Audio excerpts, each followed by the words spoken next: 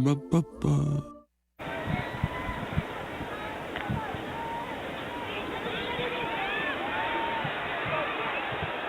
And welcome everybody inside Bryant-Denny Stadium on a Sunsplash Saturday afternoon. It is the 2023 version of Alabama's A-Day. Jordan Rogers, Roy Philpott, we are on the field, and we are broadcasting this game in real time. And great to be with you. The first touch of the game for Jalen Milroe, quarterback, led the white team to an early first down. Jordan, now they'll have to punt. Yeah, and today's going to be all about the quarterback competition. No fireworks just yet with Jalen Milroe. Got a good chance to see his athleticism. Definitely what sets him apart, making some plays outside the pocket. But it's a spring game, so they can't really tackle him as well. So you defensive fans out there have your arguments. But we'll get our first look here at Ty Simpson in the heat of this quarterback competition with Jalen Milroe. I think a lot of fans, as well as I'm excited to get my eyes on him in a game-like situation for the first time. Well, we're excited to be here, and Ty Simpson set to take the field for the first time. And his first touch, 4 for 5 passing a year ago. Four-star quarterback, ESPN's number 2 dual threat signal caller. Got a chance to look at him pre-game. Got a really talented arm, a little bit longer of a release. Talking to Tommy Rees, new offensive coordinator, really wants to see him operate within the pocket, step up in the pocket, work through his reads, and not escape too early. Simpson, number 15. Quarterback's not live today, so no tackling. We just saw Milroe sacked by Malachi Moore a few moments ago. Off the screen in a decent pickup. As Kobe Prentice caught more than 30 passes last year. And Crimson offense here is technically a lot of the twos, but you are going to have Jermaine Burton, probably the most talented, best receiver for this Alabama offense come fall, working with Ty Simpson as well as Kobe Prentice, who a lot of you fans saw a lot of last year. So a couple weapons on the outside for Simpson. And some new weapons we'll be talking about today. After a gain of 6 off the right side. And that was Jam Miller. Jeremiah Alexander is a tackle. Bring up third down. And here on the first down, the main thing Nick Saban said about this quarterback competition is I want to see my guys eliminate the plays that get you beat before you make the plays that win the game. So here on a third down, they give Ty the opportunity, be mistake-free, get the ball out of your hands, pick up completions, manage the game. Third down and 4. Simpson with time across the middle. And incomplete. Jam Miller, the intended receiver. Justin Jefferson batted that one down. Actually an accurate throw there with tight coverage, which you're going to get. Third and short, it's either a run situation or it's going to be a lot of man coverage. So accurate ball there by Ty Simpson in a tight window. Really good defense as well to help break that up. Not a bad decision, though. He was on time. Again, today in a spring game, it's not really about the stats and the touchdowns. It's about being efficient, making the right decisions, going to the right places with the ball, with your eyes. That's what these quarterbacks are going to be judged on. Burnett punts it up, a wobbler.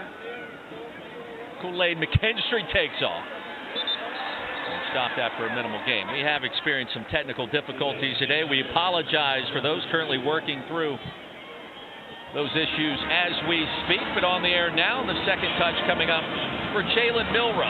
All right, so we've seen both quarterbacks on the field involved in this battle entering next season. Not a lot to show for it so far, but early impressions of Milroe, kind of that first drive. Yeah, the mobility jumps out, right? They already tested a deep shot down the right sideline earlier before we came on that was incomplete. I'm really interested to watch Malik Benson, wide receiver to the top of your screen if you're watching here, the JUCO transfer, #1 junior college player in the entire country. Milroe's going to heave one deep and incomplete. Isaiah Bond deep down the field. We've heard a lot about him. Jermaine Burton over there. And it was Burton, the intended receiver, with Marshall in coverage. Now, Milroe has a cannon, right? When he turns it loose. Yeah, it's just about consistency, right? I mean, you saw in the Texas A&M game last year the talent he has. He's able to make some plays with his legs, threw 3 touchdowns in that game, 12 for 19. Was effective, efficient enough to get them to win there in a close one against A&M in his lone start last year. It's just about being more consistent with his decision-making is what Tommy Rees really wants to see today. Sounds like we've been hanging out with Nick Saban with that commentary, and that's exactly what we've heard. Low toss across the middle, incomplete to Corey Brooks, the intended receiver. And it's quickly third down. Well, the breeze has picked up here on A-Day. It has been whipping around last hour or so. That could be an issue for the quarterbacks at times, right? Yeah, and the wind right now going right to left, so it's behind the back of Jalen Milroe. And a lot of times as a quarterback, you might think, well, that's a good thing. It's actually not. It makes it much more difficult to turn the ball over. The ball gets pushed and drifts a lot more when that wind's coming from behind you. So a couple passes early already affecting that from Milroe. And the sack as the pocket collapsed. Jahad Campbell got there for the TFL. There's a name, the sophomore Jahad Campbell, that Kevin Steele, new defensive coordinator for Alabama, was raving about. He's like, this guy's going to be special. A name that a lot of Alabama fans probably know, but you're not super familiar with. And with Deontay Lawson out at linebacker and some new faces there, he's been getting a lot of opportunity to get reps, to be in that rotation with the ones, and he's taken every advantage of it so far. So two consistent themes today. You've got two new coordinators, obviously a new starting quarterback replacing Bryce Young, and a lot of new faces on both sides of the ball with 26 players coming in via mid-year. Still scoreless here on A-Day, a beautiful Saturday afternoon. Come on back with us here at Bryant-Denny. You have all the ingredients for this in your fridge. But ask yourself this. Of all the times you've made it at home, has it ever tasted like our McMuffin? Ba-da-ba-ba-ba. Geico has been offering savings for over 85 years. That's longer than the buffalo wing's been around. Lips are burning. Geico. Over 85 years of savings and service. Well, a pair of new coordinators back in Tuscaloosa, starting first on offense with former Notre Dame play caller Tommy Rees, former Notre Dame quarterback. Did a great job with the Fighting Irish the last couple of years. And now here in T-Town, an interesting combination with Kevin Steele in his decades of experience, Jordan, throughout the SEC. Yeah, one very familiar with what they do at Alabama here. Kevin Steele having been here 3 other times. And Tommy Rees, new to the block, right? But here at Alabama, offensive coordinator does not bring his own playbook, as Bill O'Brien did not do either. So Tommy Rees came in. He's been drinking from a fire hose, trying to learn the verbiage, put it in his own terms, translate it in his head. But it was apparent in talking to Nick Saban, he wanted a QB developer, not just a play caller. And Tommy Rees is a good play caller. A little completion out there to the left. Miles Kitselman the grab. But just as Tommy was able to maximize some of the talent of the Notre Dame roster, it was important in this QB battle with Jalen Milroe and Ty Simpson that Nick Saban got a guy that could develop quarterbacks. And at his young age of 30, he'll be 31 next month, he's got a unique way to communicate and help these quarterbacks grow, which is exactly why he's here. Justice Haynes in at running back, the talented freshman barrels ahead. And a short pickup, first time we've seen 22. Jake Pope made the tackle. We've heard a lot of good things behind the scenes about what he brings to the table, Jordan. I mean, he is built, right? We're down here on the field in warm-up. He looks like a full-grown man that's a senior in college at just a freshman. I tell you what, it is most telling when you sit down with Nick Saban. It's not the words he says. It's his body language and facial expressions. And when we asked him about Justice Haynes, there was a little bit of a smile, and he said he's good. And kind of paused. And that was all I needed to know, that's Nick Saban's way of saying this kid is going to be special. Watch it. Straight ahead, Blackshire made the tackle. Now, Nick Saban, it was funny in that conversation you just referenced. He paused after saying he's good, and I just kind of looked at you and I looked at Coach. It's like, do I say something now? Is he going to say more? And that was it. And I think that really spoke volumes just in 2 words. Yeah, and that little smirk. You just knew. He didn't want to say too much. He doesn't want to pump up these young freshmen. Right. There's a lot of talented backs. And he did follow it up with saying, we got 4 really good ones. So Justice will get his touches, and he'll start to evolve into a bigger role, but he's going to be special. And I think there's a lot of youth on this team. We're in a spring game. That's what we're going to focus on to some degree. Caleb Downs on the defensive side of the ball is a guy that every coach we talked to raved about as well. So quite a few freshmen going to be making an impact this fall that you're getting your first look at today. So funny. It's so different now in 2023 compared to what it was just 5 years ago. McKinstry straight ahead. Off the punt. And a timeout as we step aside in Tuscaloosa. Still scoreless on A-Day. Jalen Milroe set to be back on the field when we come back. The new OC for Alabama, Tommy Rees, has worked at multiple levels, calling plays, mentoring quarterbacks, including greats like Phillip Rivers, Ian Book, Drew Pine. The list goes on and on. At the age of just 30, he has seen a lot in his young career, Jordan. Yeah, he's been exposed to a lot of different styles of offense. And I think a lot of fans are wondering, when he comes here, is he going to be doing a lot more two tight end stuff as we saw at Notre Dame? I don't think so. And talking to Tommy yesterday, I think they are really impressed with this receiver group. They said we got 8 or 9 guys that can play almost anywhere in the country. So I almost got the feeling that we might see more 4, even some 5 wide receiver sets as Tommy kind of starts to put his own unique imprint on this offense. Lloyd L. Williams plows ahead for a gain of almost 5 and a stop by Jordan Smith. I mean, I think that is a question for Alabama fans right now is, okay, what is this offense going to look like? I don't know that we're going to fully understand that this afternoon, but coming from Notre Dame where it was tight end heavy, probably not the case here in Tuscaloosa as a tight end and C.J. Dippre makes the reception. And this is exactly what Tommy Rees wants to see out of Jalen Milroe. Malachi Moore had a sack earlier on a blitz off the edge, blitzed off that edge that time, and he didn't flinch. Found his hot route to Dippre and tight end. That's the guy you want to go to when the blitz is in your face. You want to replace it. Great decision there by Jalen Milroe. Williams stays on the field at running back, first down. Milroe off the screen, Isaiah Bond to the edge, and Bond full head of steam close to the line to gain and shoved out by Caleb Downs. First time we've called his name today. He has been a story, it sounds like, this spring. Yeah, I think everybody really impressed with the growth of Isaiah Bond. Obviously played quite a bit last year. Not quite a bit, but 17 touches, 220 yards. Really reminds me of Devontae Smith. I know that's a big comparison. It's early on in his career. Very big. His body type, right? About 180 pounds. He's a little leaner. The way he's able to run routes and put one foot in the ground and change direction. Also a speedster. He'll be their deep threat along with Malik Benson this year. But again, just the more we were around this coaching staff and Tommy Rees, the more I felt like they feel really good about the development of a lot of these young receivers. Williams another touch. Tim Smith a tackle for the Crimson. Jalen Milroe on the move after a short pickup.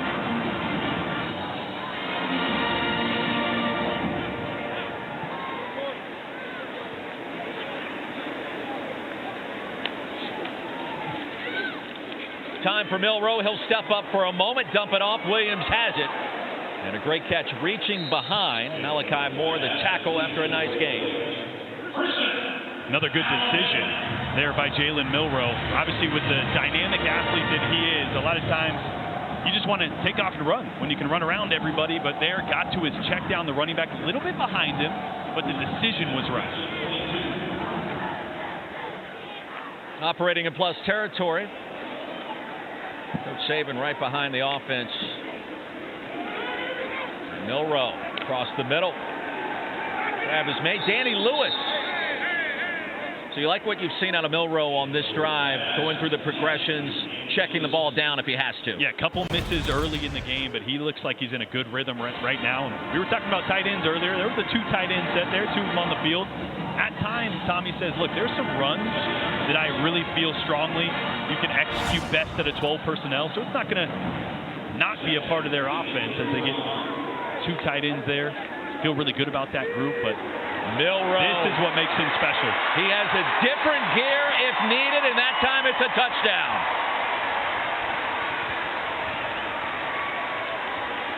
Well, you and I are calling this game from the field, so we saw kind of the seed part, and Milroe just took off, and there was no chance of stopping him. Yeah, a little backside zone read, another pressure, second-level pressure off the backside, and that is a great read by Milroe because that's not his normal read key. It's usually the defensive end there, reads the secondary guy coming off the edge, pulls it, and nobody left for his speed. Will Reichert on the point after. We'll see a lot of him today, the veteran place kicker, the Crimson Tide. 7-0, just like that. Jalen Milroe strikes from downtown, if you will. 2:22 remaining. Fast-moving first quarter.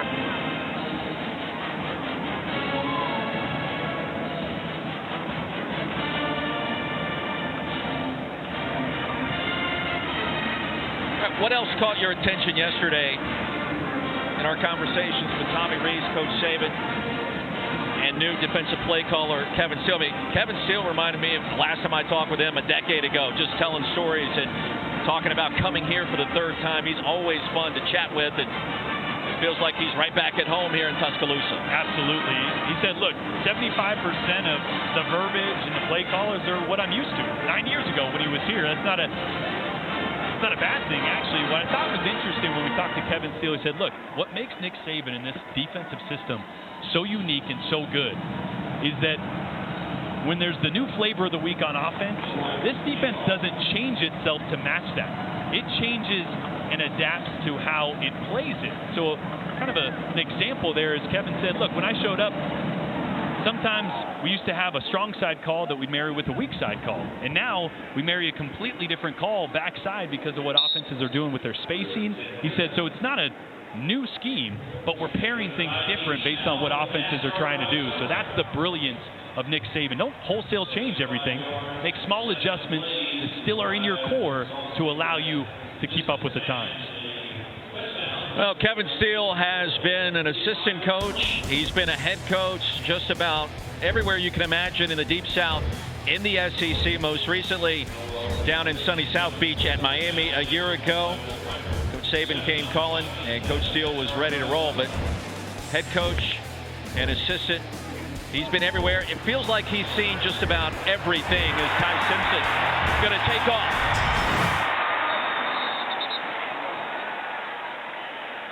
And Simpson showed you an extra gear. Hubbard shoved him out of bounds. Now the Crimson team on the move. Well, look, he was recruited as a dual-threat quarterback and showed the wheels there. And even though they're playing a little light on quarterbacks, they got a different color jersey today. I feel like that was a game rep there. I think he would have broke that run whether it was full go when they were tackling the quarterback or not. Well, you talk about him as a dual-threat signal caller. Number 2 in the country according to ESPN in that department. Mari Niblack, the running catch. Niblack's a guy that I think is really going to develop into a weapon for this team. Tommy Rees mentioned just how dynamic of a pass catcher he is, and with Rees's affinity for tight ends coming from Notre Dame, I feel like 84 is going to get a bigger role, and as he develops as a route runner and really as a blocker, his role will expand in this offense as well. So Niblack picks up 7, second down and 3. Jam Miller, the running back. And for the first time today, Ty Simpson leading his team to plus territory. But that leaping catch right at the line to gain was Niblack again. And I tell you what, we are about 5 yards from where that ball was caught. And I'm not so sure Ty Simpson wasn't kind of throwing that one away and saying, hey, if 84 gets it, great. If not, had a little pressure on him. And Niblack made an unbelievable catch. That shows you the athleticism, the size that he has. That's 6'4", 233 with that kind of leaping ability. Certainly could be a valuable commodity in the red zone. Jermaine Burton wants to make his presence known at some point. Look his way. How about that on cue? Burton open and Simpson missed him. Oh. I tell you what I love about that. Again, we are right here down in the action, and you saw Ty Simpson look over at Burton and kind of give a head nod. Because that's an RPO. That's a run play. And because Burton had press coverage, it's not your normal RPO slant. It's now a fade. So he kind of looks at him, and that's that unspoken connection you want to have with the receiver to go, hey, I see you one-on-one. You're going to win that one-on-one. I'm going to give you a chance here. Just barely overthrew him for a touchdown. But again, love the aggressiveness of a young quarterback to go, I know it's an RPO, but I got my best receiver one-on-one. I'm going to give him a chance. Legal formation. That play wouldn't have counted first and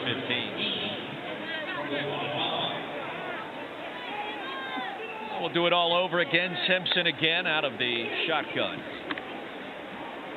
Long toss. It'll be caught. They'll get some of that penalty yardage back. And along the far side, it'll bring up second down and long.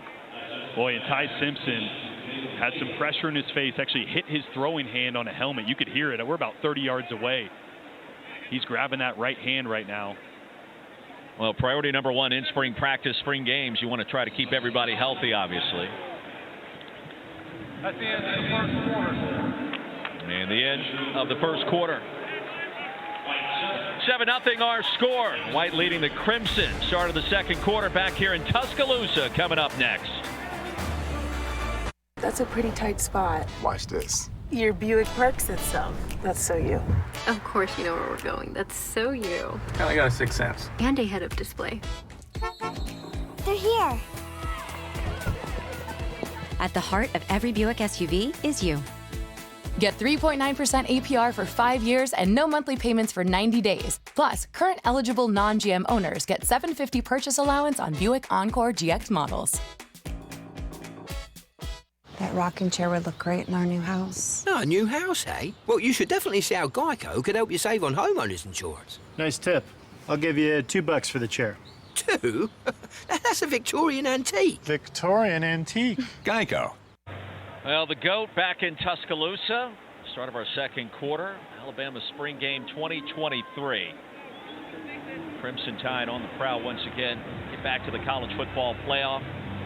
Also a lot of conversation this week. Bryce Young, about 5 days from now, expected to be the #1 pick in the NFL draft Thursday night. And it's got a lot of people talking. Ty Simpson back on the field to start our second quarter. 7-0 white team. The tight end, another catch. Kitzelman across the middle. Bryce Young is going #1, right? I don't think there's any way he's not. He's going to Carolina. 100%. He's been the best player in the country 2 years in a row. Him or Will Anderson, I say, and how about that for Alabama? Both those guys should go in the top 5, but I think Bryce should go #1 overall. The tape doesn't lie. There's not a better decision maker. There's not a better or more creative quarterback in this draft. He's the guy you build your franchise around. Well, the thought was for a while that maybe C.J. Stroud was coveted at the highest level. Foul, Young in the last couple of weeks. Penalty is half the distance to the goal. Conversation changed. Cut off his visits. No longer really talking in person with teams. And expected to go #1 according to multiple mock drafts, Jordan. And then who knows, right? Anthony Richardson, Will Levis, Hendon Hooker all being talked about that could be top 15, top 10 guys. The draft's going to be wild.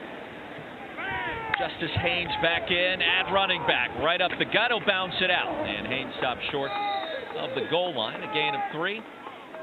It'll bring up second down. Justin Jefferson chopped him down.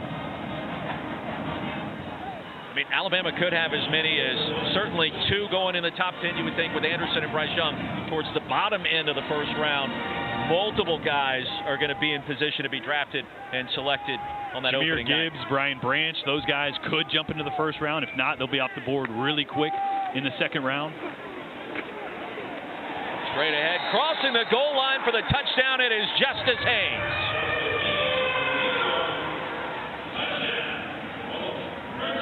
Well, he's got the low center of gravity, Jordan. Elite level talent, vision.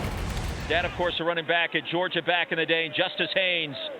Crimson Tide fans, you're going to see a lot of 22 in the end zone the next couple of seasons.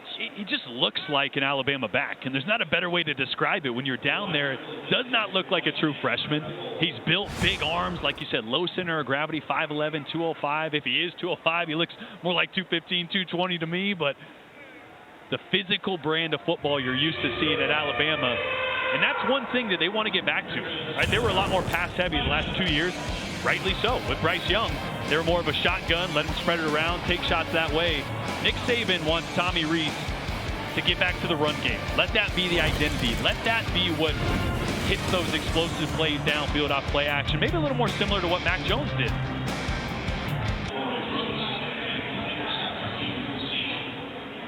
Well, the touchdown moments ago by Justice Haynes. Of course, his father played for Georgia in the NFL as well with the Pittsburgh Steelers. For a 75-yard drive, just 7 plays, Ty Simpson with the handoff to the freshman running back. Emmanuel Henderson bring back the pseudo kickoff, 24 in white. And we are seeing good on good today, which, Jordan, I think is important to mention, right? You've got Milroe, for the most part, with the first team,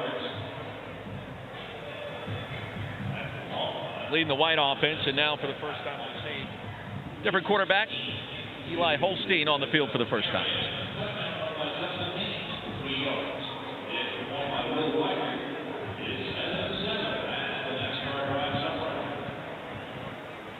Oh, the touchdown by Haynes from inside the 5. We saw Milroe go From 35 yards out on the keeper, Holstein's going to heave one deep. Pass will be caught. Ja'Cory Brooks. And the big gainer.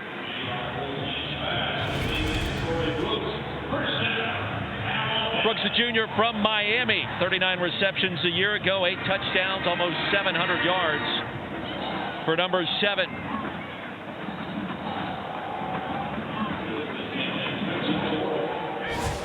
Well, now in plus territory, gain of 35. Holstein just handled the snap, and will be brought down deep in the backfield by Malachi Moore. Has been active so far in this first half. Been all over the place, and I'm surprised because Kevin Steele mentioned, well, for a spring game here, it's not a Cheesecake Factory menu. It's more of a set menu, sit down, 3 courses. You know, these spring games, they limit things. They want to see guys play fast. They don't want guys to be thinking. But I tell you what, blitzes have not been off the table for Kevin Steele. He's been bringing Malachi Moore a couple times. I'm not surprised. He's trying to roll the dice and do a couple of things to change things up.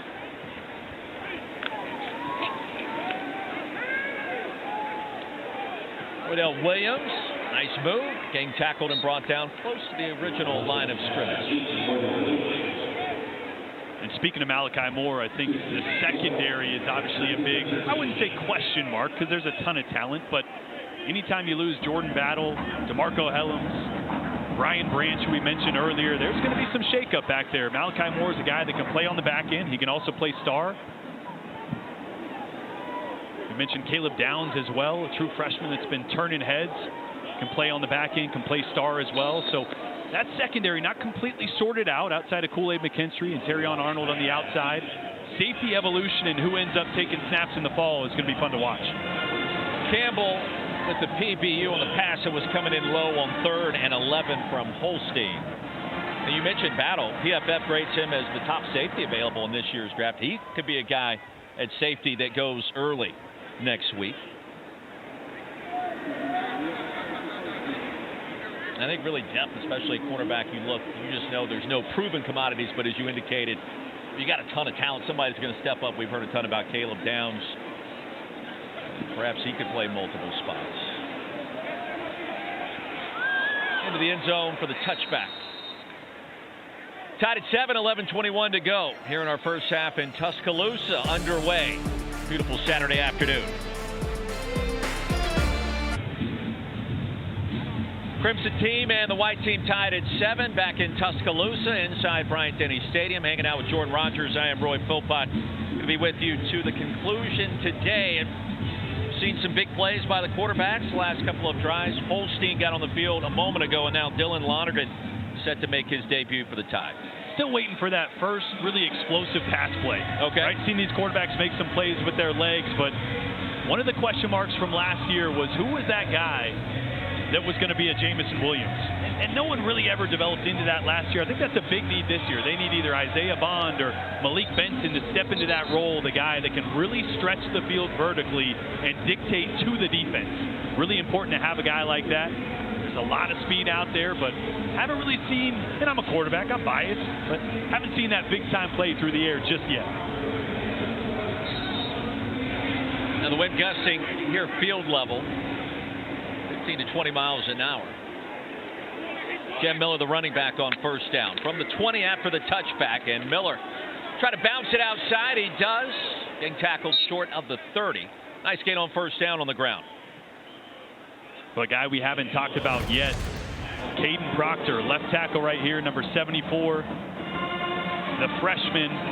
They said, Tommy Reese and Nick Saban both said, there's about 7 offensive linemen that could start for us right now. Offensive line has been really one of the stories of spring for how well they've performed. And Caden Proctor on the Crimson offense today is a guy that may find himself a starting role in the fall on Saturdays, but an incredible talent that they're really excited about.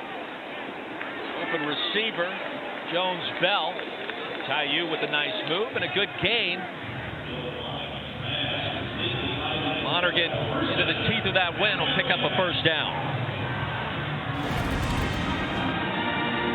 Back to Proctor real quick. Being here on field level, you get appreciation for just how big number 74 is. 6'7", 354 on paper as a true freshman. That's a grown man. It's a grown man as a first-year player, and you mentioned the coaching staff feels like they've got 7 starters. And that's a good problem to have starting problem. preseason camp in August. You would know better than most as a former quarterback in this conference. Miller's still the running back. And a deep ball. Floated up there for a minute, incomplete. We'll bring up second down with time winding down here in our second quarter. Clock will be running for the most part. Kobe Prentice, the intended receiver that time. Yeah, Roy, I don't know if you know, but I played at Vanderbilt. We didn't get guys that looked like Proctor. My left tackle, bless his heart, about 250 pounds. My right tackle, bless his heart, 245 pounds. So I'd have loved to have 74 or any number of these guys protecting me on Saturdays. Yeah, we talked to J.C. Latham yesterday as well. He's got plenty of experience now. Junior, grew up in Mississippi, moved to Wisconsin. He did seem to indicate there's kind of a new energy with that group, and they feel like they have something to prove. All the cliches apply. You don't want to say chip on the shoulder or anything like that, but you did make the playoff last year, did finish in the top 5 with that closing thumping of K-State. It does feel like the team, the program, everybody says, all right, we want to be back to where we belong in 2023. I think the offensive line, really the new mentality, not that it's a new mentality, but they realize that right now there's not a Heisman Trophy winner behind them. There's talent, right, but there's an unknown at quarterback. So this offense, this identity really needs to start up front. I think that's one of the reasons the intensity has been there, and they've had such a good spring camp so far. Jem Miller, right side. Third down and 1. Tackle by Jake Pope. Fourth down. Let's roll the dice. Let's go. Hey, we're talking about the offensive line, right? Fourth down and short. Let those big boys plow somebody out of the way.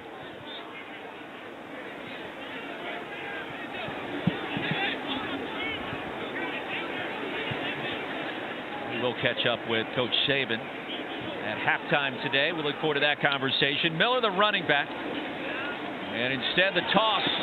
Pick up the first down. Jem Miller, a nice move on the flats. How about the confidence there? Dial up a little pass play on fourth and short. The young quarterback Lonergan in there. Dylan Lonergan was a guy that we talked a little bit yesterday with Coach Saban and Tommy Rees about. They were high on his development so far in preseason camp. And again, a lot of new faces. That seems to be the trend now in college football, and certainly here in Tuscaloosa.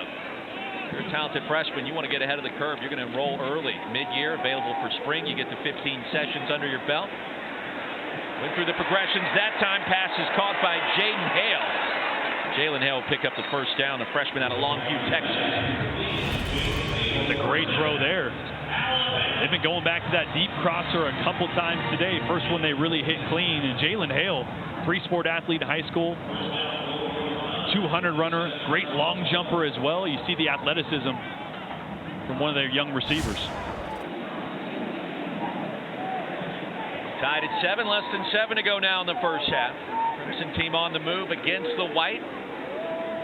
And the inside give straight ahead on first and goal.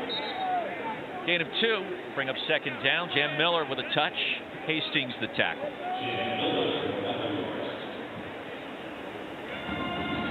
So we've seen a couple of bigger pass plays on these last 2 possessions, and certainly on this one. Justice Haynes back on the field, scored the touchdown to Crimson just moments ago.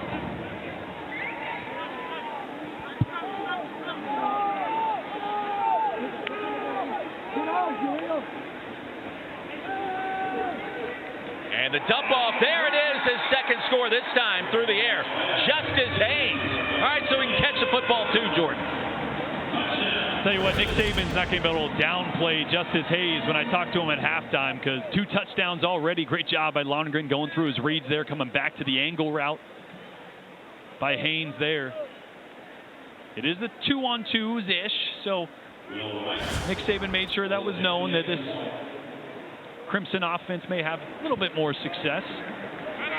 Reichert back on the field for the PAT. Perfect so far today. That'll continue. 14-7 our new score. The Crimson out in front for the first time.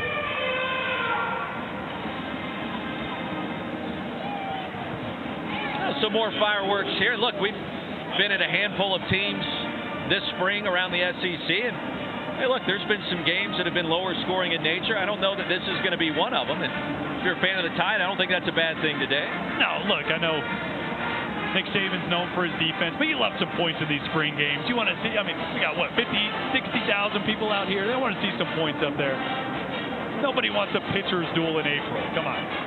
I would tend to agree with that. You like to see the home runs. You like to see the touchdowns. Ole Miss would agree, too. What was there, 53, 52, I think 52, so. 51, something like that.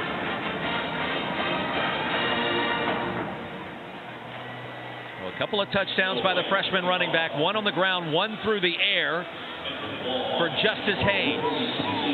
And Reichert sent a sidewinder deep into the end zone.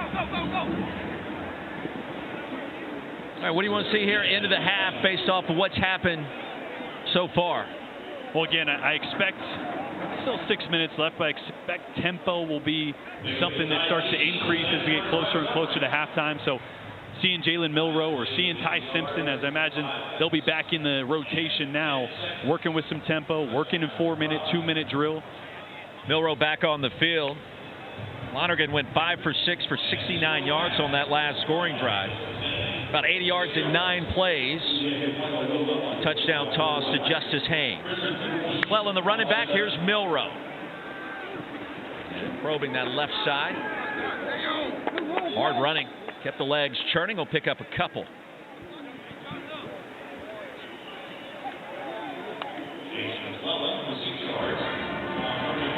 A good crowd here today, as you would expect. You place the very talented Bryce Young, 2 new play callers. Alabama fans want to see what things will look like this coming fall. Second down and 5. Milroe with a pass rush from the angle. They're going to whistle him dead. I believe back there was Malachi Moore. Again. How many times have we called his name? Well, they just keep bringing that edge pressure. It's called a nickel Sam pressure, Sam fire, usually when Malachi Moore, that star or nickelback, comes off the edge.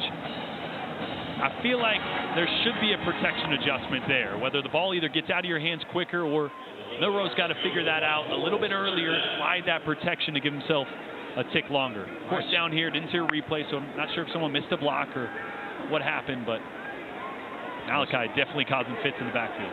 Milroe causing fits, the quarterback scramble. Pocket broke down. He escaped on 3rd down and 11.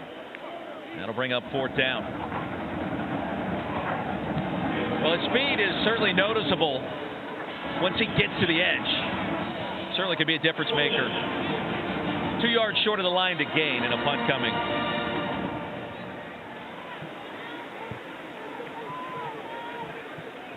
Isaiah Bond back deep to receive.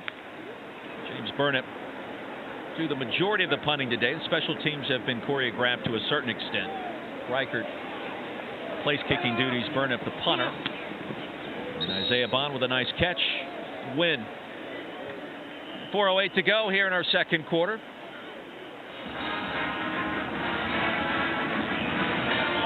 All right, so Jordan Rogers, Roy Philpott here on the sideline, and Brian Denny. And Ty Simpson trot back on the field. Again, I asked Tommy Rees, what is each quarterback working on, right? And what he said about Ty Simpson, needs to step up in the pocket, let his eyes tell him when something's developing. Don't let his feet dictate leaving the pocket too early. I feel like he's done a really good job of that so far. He's been efficient, completing a high percentage of his balls. And you look at the numbers, Milroe and Simpson going back to last year.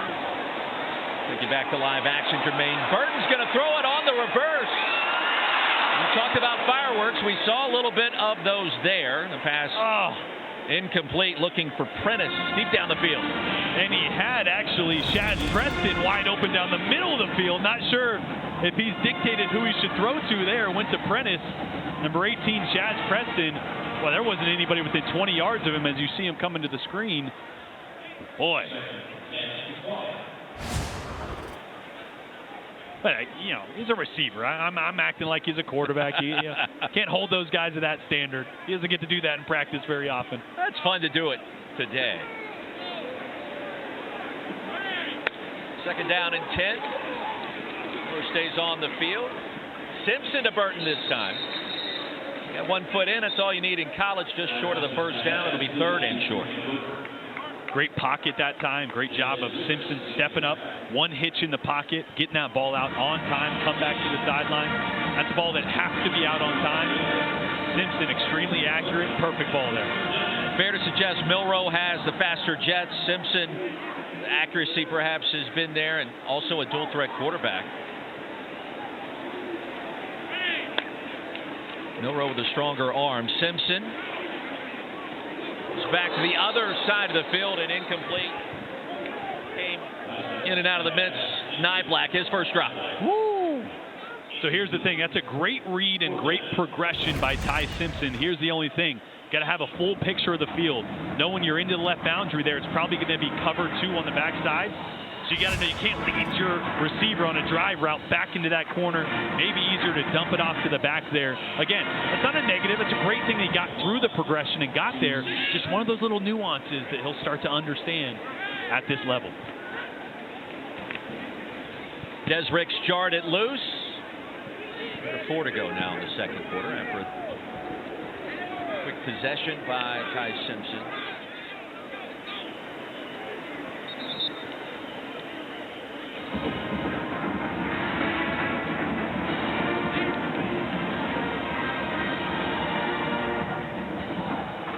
Well, if you think about last season, I think a lot of people forget just how close Alabama was to getting back to the college football playoff. When you talk about a pair of losses coming on the road by a single possession and a chance certainly at Tennessee and also against LSU, they were very close to getting back to the playoff. Didn't happen. Milroe back on the field here with Boydell Williams. That's important to point out, right? Very, because it wasn't just 2 close games. I mean, you could literally say those are one play away from winning each of those games. Pick a play late against Tennessee. Jahmyr Gibbs maybe catches the ball in the backfield on an angle route he takes. He might score or set up a shorter field goal. Well, you go back to the LSU game as well. Late field goal by Tennessee.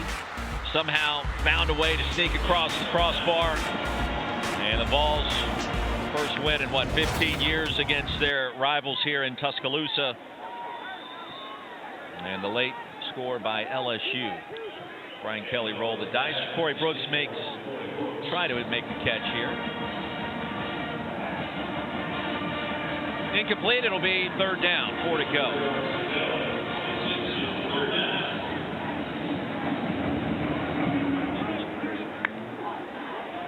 McClellan, the running back. Time for Milroe. The dump off. McClellan has it, and Jace will try to scoot ahead for the first down. He'll get there to move the chains.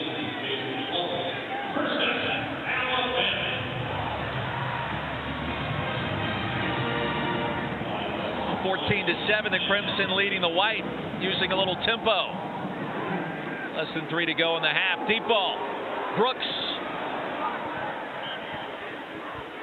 The coverage by Arnold deep down the field was outstanding. Yeah, really good coverage there by Terrion Arnold. That's one of those throws that, just knowing how big of an arm Jalen Milroe has, you'd love to see him put just a little more air on that. You got a big-bodied receiver out there, Ja'Cory Brooks. Throw a little bit more air. Let him adjust to it. We saw one of the explosive plays earlier in the game was an underthrown ball. A lot of times that underthrown ball is more dangerous than putting it right on the money out in front of a receiver. You give your guy a chance, no right? doubt. Milroe again. Deep ball. A little tiptoe, and it was caught. Kendrick Law. And a great ball right there. That one he let go really early. Great anticipation throw. A little more air under that one as well, which allowed Kendrick Law to adjust. Well, Kendrick Law, you look at him, he's a wide receiver. He's built more like a linebacker. He looks like Deebo Samuel. Again, I'm throwing out some crazy, comparisons, right? I'm not saying he is Deebo, but he looks like a running back, looks like a linebacker, knows how to use his body really well in tight coverage, and a great adjustment on the sideline there. Pocket collapse. Milroe got rid of it. Boygby was right there as he tossed it. That throw came out as a wobbler with a little bit of contact. No, I said it earlier. Fair to say Milroe has the stronger arm between him and Ty Simpson? No doubt. When he's on rhythm and he lets it go, it's pretty. Speaking of, gave his guy a chance. It was Isaiah Bond. And the coverage by Malachi Moore. I'm not sure if he has an earpiece in and he may be listening to us, but right after I said I'd like to see maybe a little more air, give those guys a chance. There's going to be two really good, well-thrown balls, one to Law down on the sideline. This one had enough air out in front, maybe a yard short, but that's a really good throw, giving your receiver a chance. Just better coverage by Malachi Moore on the outside. 3rd down and 10.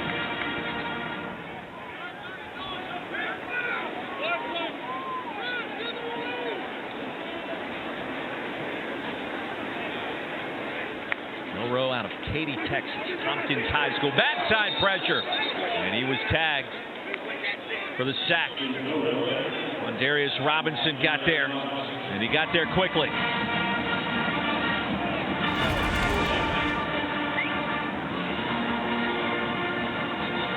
Now off the edge we've seen some penetration there in the backside. And again, it'll be interesting to ask Coach Saban about that before halftime. I'm interested to see if there needs to be a protection adjustment, right? Does the quarterback need to handle some of the protection there, or maybe just the defense is winning? Could be either. Will Reichert on the field. Looking like they're going to attempt a 50-yard field goal. And that breeze has picked up considerably in the face of the veteran place kicker.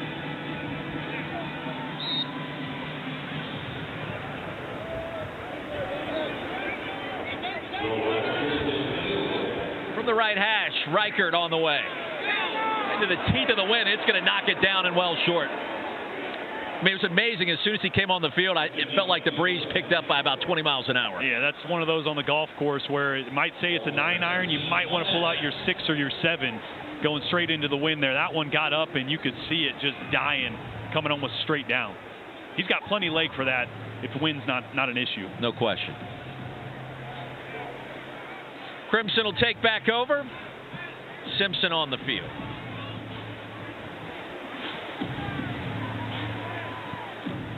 And this will be great right here. 2-minute drill. Ty Simpson, he's played football. It's not like he hasn't been on the field for Alabama before, but these game-like scenarios, so important to see his development, see his growth, see how he manages the game here in a 2-minute situation. As a former quarterback in the conference, you certainly understand the meaningfulness of any rep that you can get. Deep ball over the shoulder. It was Jaron Hamilton incomplete.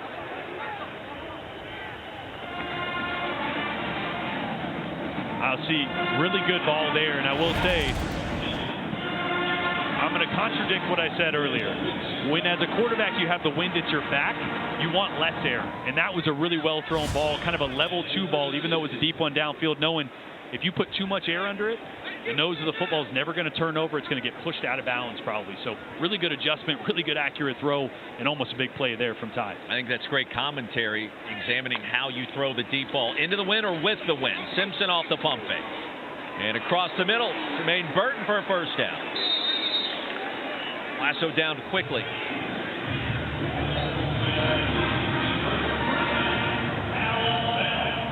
Now Simpson showing you some different parts of his game. 3 of these last 4 possessions working quickly with about 90 seconds to go in the half. Into the flat, Justice Haynes with a pass. Big yardage and escapes out of bounds. That'll stop the clock for a moment. Just short of the 30-yard line. Well, the Crimson team with a 7-point lead on the move again with Ty Simpson manning the controls, a redshirt freshman out of Martin, Tennessee. Played in 4 games last year, the Tennessee Gatorade Player of the Year in his prep career. Threw for almost 3,000 yards as a senior over at Westview High School. Cleaning up pocket on 1st and 10. Burton in the end zone, had to wait for it. Did he get a foot in? No.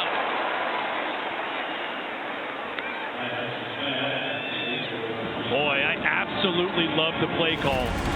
Had Jermaine Burton on what we call a nasty split, which means he's only about 5 yards from the left tackle, which means the corner has to play outside leverage. He fakes the corner route, hits the post route. Really good throw. They got pushed a little bit from that wind. Ty Simpson's ball did, and Burton on a contested catch almost came down with that one. It was against Des Ricks, who helped jar the football loose right as he came down. 2nd and 10. Simpson will survey and be chased around. extending the play to the edge. Still alive, and finally, how about that move? Whoa! I think somebody lost some cleats on the far side. Ty Simpson. Well, about 5 different times it felt like that play was going to be whistled dead. Not this time. Well, I tell you what, really sneaky athleticism. Because when you watch him in the pocket, he looks like a pocket passer, right? He looks like one of those guys that can sit there and not going to take off on you. But when he does take off on you, he's got some wiggle. He's got some burst, too. 1st and 10, $1:04 to go in the half. Quick toss, tied in, and incomplete. Hitzelman, who's got a couple of grabs in the first half, defended by Jake Pope.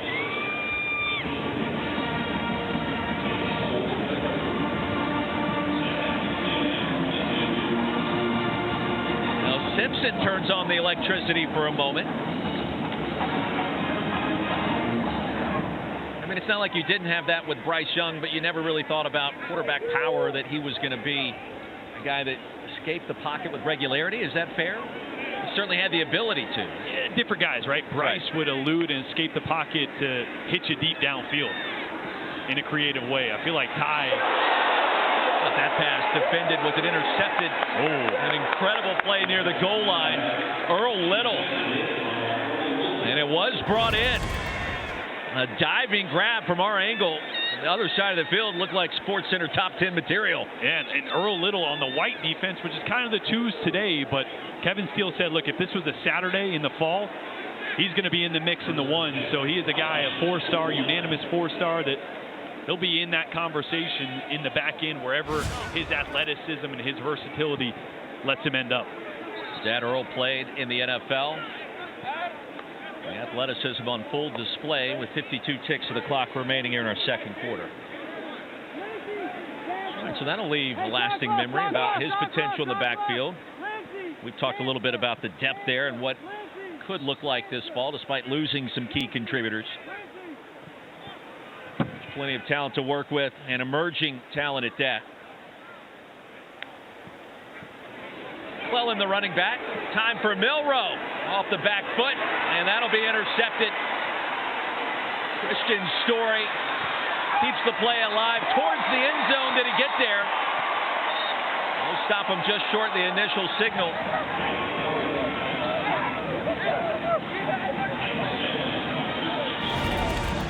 Well, Story has an interesting story himself. His dad, of course, a high school coach. He has waited for his time. He's battled injuries.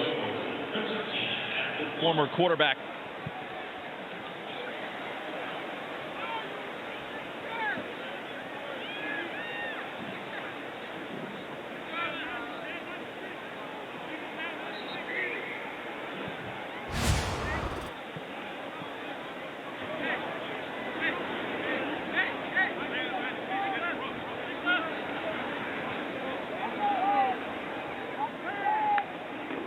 First down from the one. Inside give. See if humanity stopped just short. Come out. Red team. They're first. Oh, Jam Miller. 30-second timeout. Bring up second down and goal. 34 seconds to go here in the half.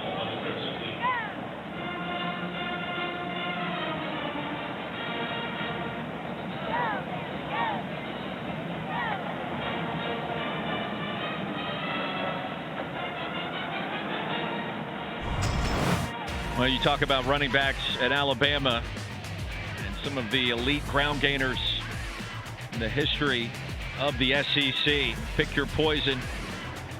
Seen talk to Najee Harris here today. Derrick Henry comes to mind recently. Mark Ingram. Back now to live action. And Simpson will keep it and lose a couple. Timeout. Timeout is called. It'll stop the clock with 30 seconds to go.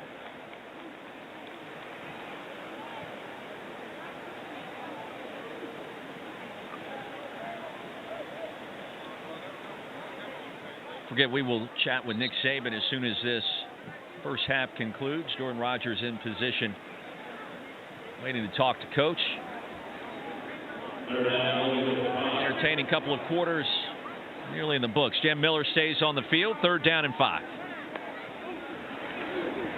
Time for Simpson. Aim for that front pylon and incomplete. Niblack in the area, and he was double covered.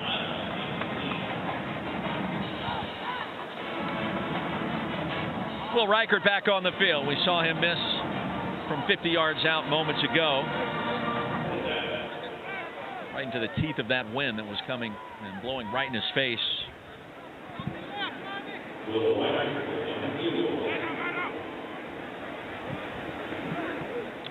Chip shot on the way. He will split the pipes.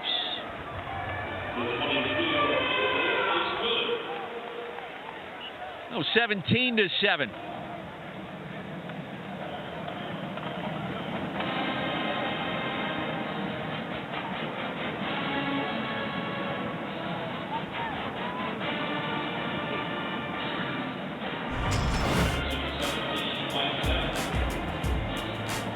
Well, you take a look at the quarterback numbers so far today. Milroe 7 of 15, Ty Simpson 9 of 16, both for about 80-plus yards. Both have thrown an interception. Story returning that last pick by Milroe almost to the end zone for the pick six. Crimson team cashes in with a field goal moments later. Kendrick Law on the return. With 20 seconds remaining, we'll see how aggressive White team wants to be.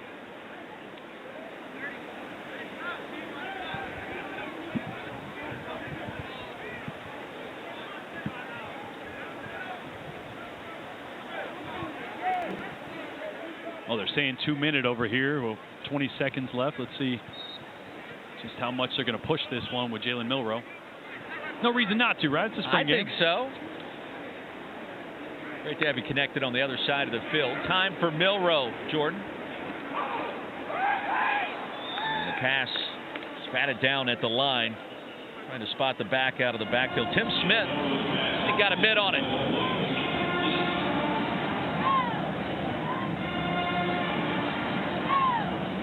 Jordan, what's question number one for Coach? What are we thinking after what we've seen so far? I just wanted his evaluation of the quarterback play, right? I mean, some good, some bad, I think, from both guys, but this isn't a statistical performance that they're really grading. They want to see decision-making, some accuracy, managing the game, so really want to hear from Saban how he evaluates this quarterback battle so far. I guess what Alabama fans certainly are thinking. Coup crashed the pocket, and Keanu being disruptive. 10 seconds to go here in the half.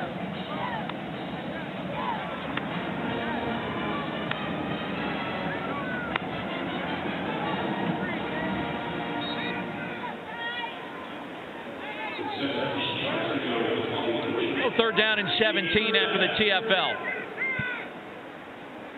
And from the 23, Milroe will try to survey. Deep ball. It is reeled in, a foot in bounds, and that is a catch. Kendrick Law. Oh, so Law showing the athleticism, another acrobatic grab. Yeah, second big connection from those two, and that one, you can't throw a better ball if you're Jalen Milroe. That's a cover two beater. That's a hole shot. It's got to be completed no longer than 22 yards downfield, and that one was a rip and a great catch by Law. 5 seconds remaining. Law grabbed it, Jordan, got a foot down, and immediately was hammered out of bounds. And a good job to have awareness, stay inbounds for that moment, and keep possession. Ball didn't move an inch. Lewis in the flats, and Danny Lewis dancing out. Plus territory near the 45. 1 second to go.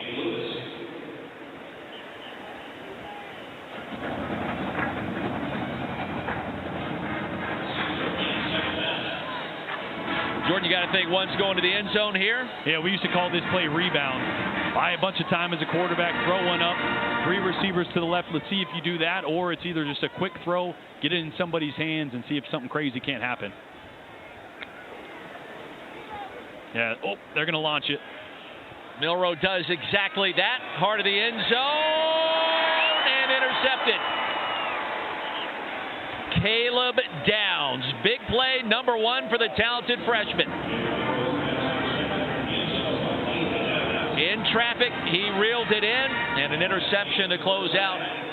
Entertaining first couple of quarters in Tuscaloosa. 17-7. Crimson team leading the white. We'll hear from head coach Nick Saban with Jordan Rodgers coming up next. This class of quarterbacks, they each were born to take this stage. Only question is, which team believes enough to take them? The NFL Draft begins April 27th on ESPN and ABC. BK $6 your way deal for a limited time. It's a royal steal. Burger, fries, and chicken fries all your way for a feast on a budget. Head to BK. BK, have it your way. Geico has been offering savings for over 85 years. That's longer than the buffalo wing's been around. Lips are burning. Geico. Over 85 years of savings and service.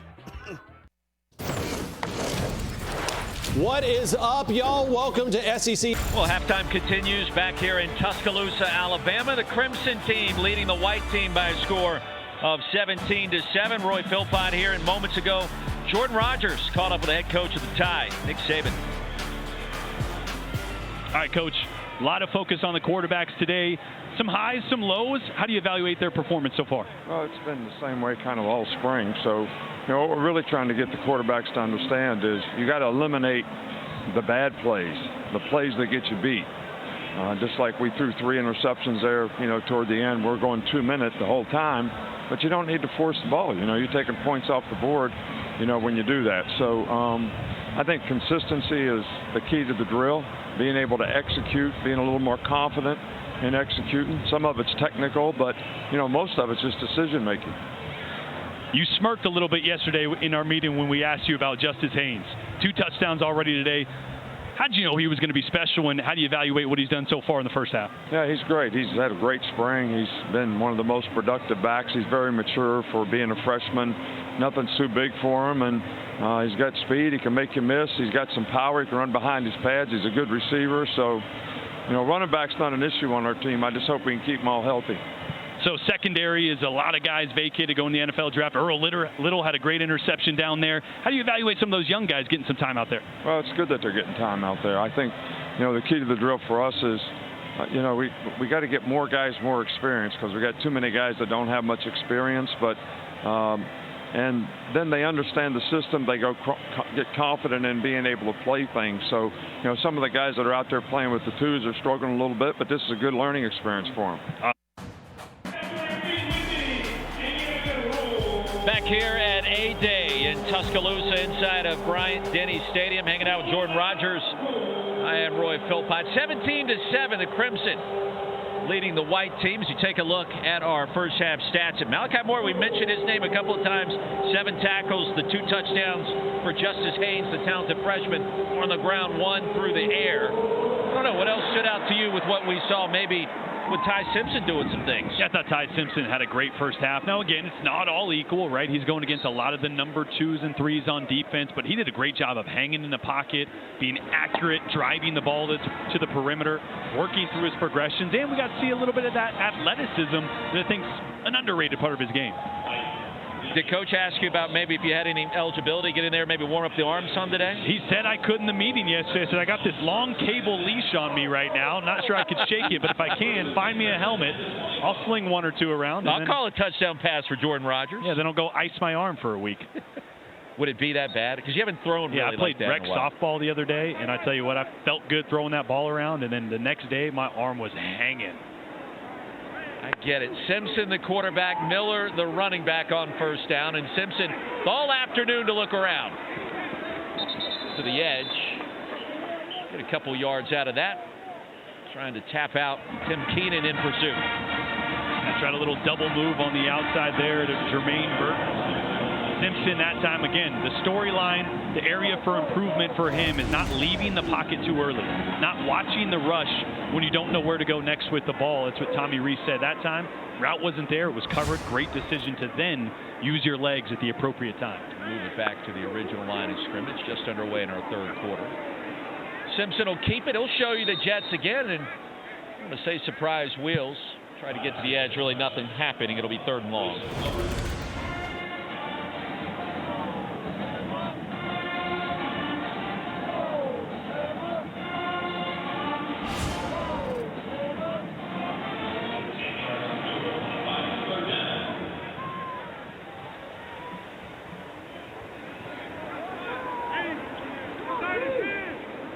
countdown to next season already well underway. Less than 130 days out before college football returns officially. Last spring game of the year here in Tuscaloosa, and incomplete along the far side trying to spot Preston. It was Shaz Preston. The coverage provided by Antonio Kite. Fourth down. Yeah, great coverage there by Kite. That's just one of those comeback routes. We saw Ty Simpson hit Jermaine Burton on one of those with an accurate, timely ball. That time, good route, good ball location, just better coverage. I mean, you played in these spring games. We talked to Tommy Rees yesterday. They're not going to show much. No. Right? We haven't seen a ton of new concepts. No, I'm sure there's a lot of other SEC coaches that are going to watch this, but you're not going to see anything that's really going to do you much for the fall. They're keeping everything close to the chest. Limited playbook today for both the offense and defense, but again, that's by design. They don't want these guys thinking. They don't want new plays, new concepts that they're not going full speed. They want stuff they know like the back of their hand. Go out there, play fast, see what you can do. We know Lane Kiffin's watching. He likes to live tweet some of the spring games. Yeah. Coach, hope you're doing well. We appreciate you tuning in today. He probably wants to see a couple more trick plays here. He knows when he dialed those up, that'd get Nick Saban a little riled up unless they hit a touchdown, you know? That's correct. He'd get one of those looks like, hey, let's get back to the run game. Milroe back on the field to start the second half after the quick possession by Ty Simpson. Straight ahead, McClellan. Tresman Marshall met him first. So again, want to go back to what I said earlier and what Coach Saban said at halftime as well. He wants these quarterbacks to stop making the plays that beat them, that get them in a situation to lose a game. Stop making those plays before you try to make the plays that win you the game. So we've seen a few dynamic, big-time throws by Milroe. But Coach Saban's not going to love that when the turnovers are there and the mistakes and the mental cues are there as well. He wants you to be clean. Oh, and again, thrown into coverage there with Kool-Aid McKinstry, waiting for that one. Probably should have been another interception. Again, Coach Saban, Tommy Rees are going to care less about the wow throws. Right. They're going to care more about the decision-making, and that has kind of been good and bad today for Milroe. How long as a quarterback does it take to get over that mental hurdle where you learn to dial it down to live to see another down, so to speak? It takes a little bit of time and a lot of live reps. It's hard, right? I mean, it was probably easier for me because I wasn't as dynamic as Milroe is with his legs and with his arm, you know? So the potential's there to make all kinds of plays. No doubt. You're going to try to utilize that as a player because you want to compete, you want to win. And it's a fine line, right? As a coach, you don't want to take that competitive nature and that confidence out of a player, right? You don't want to handcuff them and not let them use their talents, but you want to manage it. You want to know, hey, this is a down and distance that you can take a risk. You can try to force one on a first down, 1st and 10 on the other side of the 50, but when we're backed up or it's a 3rd down or 2nd and short, you got to make the smart decision before you make the wow decision. Earn it back on the field. Caleb Downs back deep to receive. I know you were on the far side talking with Coach or getting ready to, but you saw the pick by Downs at the end of the half, and we mentioned it at the time. His first big play. We will see if there are more in the offering when we return to Tuscaloosa. 17-7, Crimson leading the White. Well, we've talked some this afternoon about the talented freshman DB, Caleb Downs. His brother, older brother Josh, standout slot receiver for North Carolina these last couple of years. Obviously, the two remain close. Josh will be drafted at some point next week.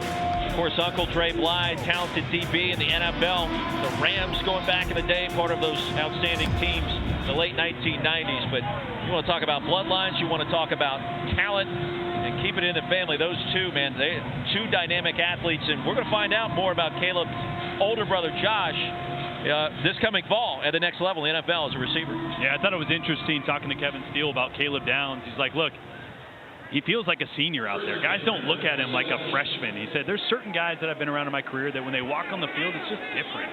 You know, he even went back to, he was a GA at Tennessee when Reggie White was there. Now, he's not saying he's Reggie White or that he's going to be a Hall of Famer, but he just said, you know, there's certain guys that just right away, it clicks. Right away, they're a veteran. They're a leader. They can play at that level. That was kind of how he talked about Caleb Downs, and it reminded me of talking to the LSU coaching staff about Derek Stingley. When Derek Stingley, first ever practice at LSU was in their bowl practice, and already coach was like, he's our best corner. Wow. Like, if he could play, He's been with us 2 or 3 days. He's already our best. So Caleb Downs is kind of getting some of that praise and some of that conversation that just right away he looks like he belongs. Now, whether that means he's going to be an All-American or start next year, who knows? But he's going to have a special career. Someone on Twitter certainly will remind you, regardless of what he does. Jermaine Burton should have caught it. He knows it. Jordan Rogers said he was going to be Reggie White. No, I did not. I'll text you that in the middle of the season. Exactly.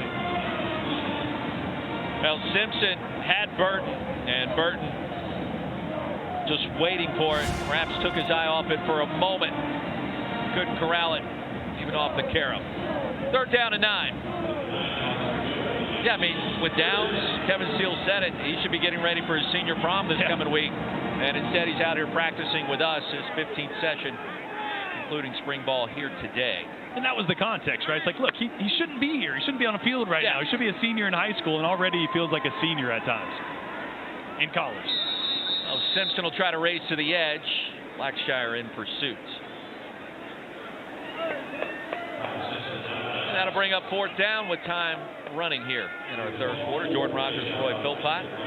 Been an adventure today on the sidelines, and we'll get a chance to catch up with Coach Saban right after this A-Day game concludes. We look forward to that and getting his latest evaluations of what transpired here today. I mean, it's 17. What is it? 7 still? 17. Let's remind the fans. It is steak dinner or it's Franken beans. First time we've mentioned that. There's a lot on the line here for these players.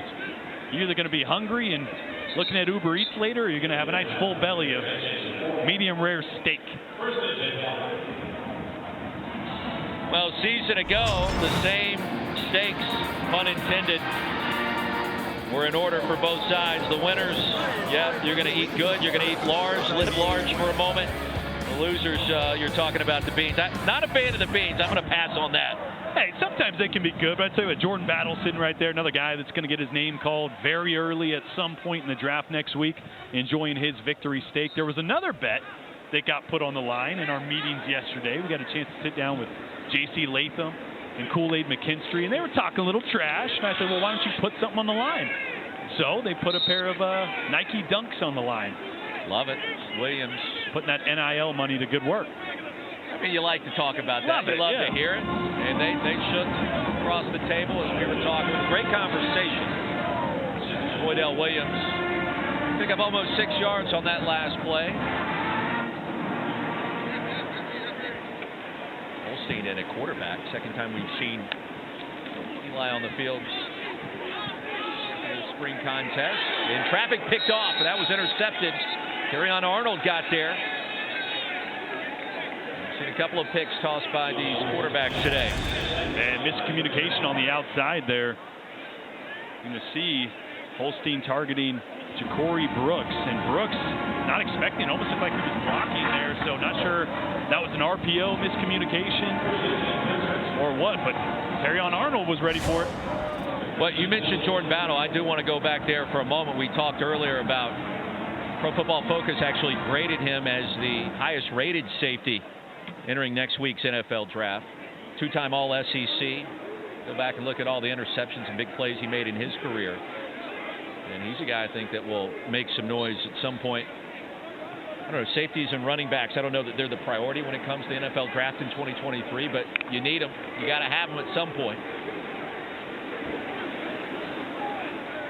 And Jim Miller.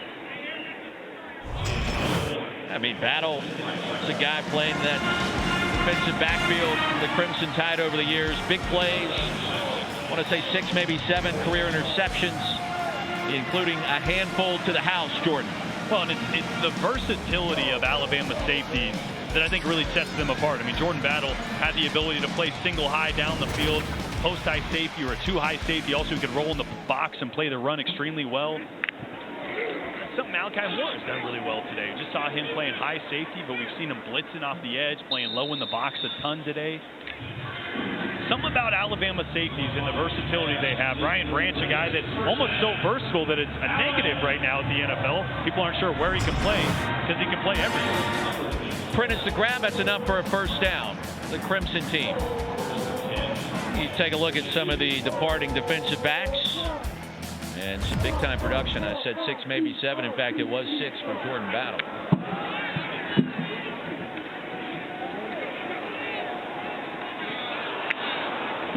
was able to get a fingertip on it, couldn't bring it down. Lonergan incomplete. He's back on the field. 5 for 6 in the first half for Dillon, freshman out of Snellville, Georgia, and Brookwood High School. One thing that's apparent when you watch Dillon is he's a really relaxed, natural thrower of the football. Sometimes as a young kid, you have a tendency, especially out here in live drills and game-like scenario that you're not used to, is to tense up a little bit. He moves really well, fluid with his release, very relaxed release, and that one little off, but he's had some good throws today.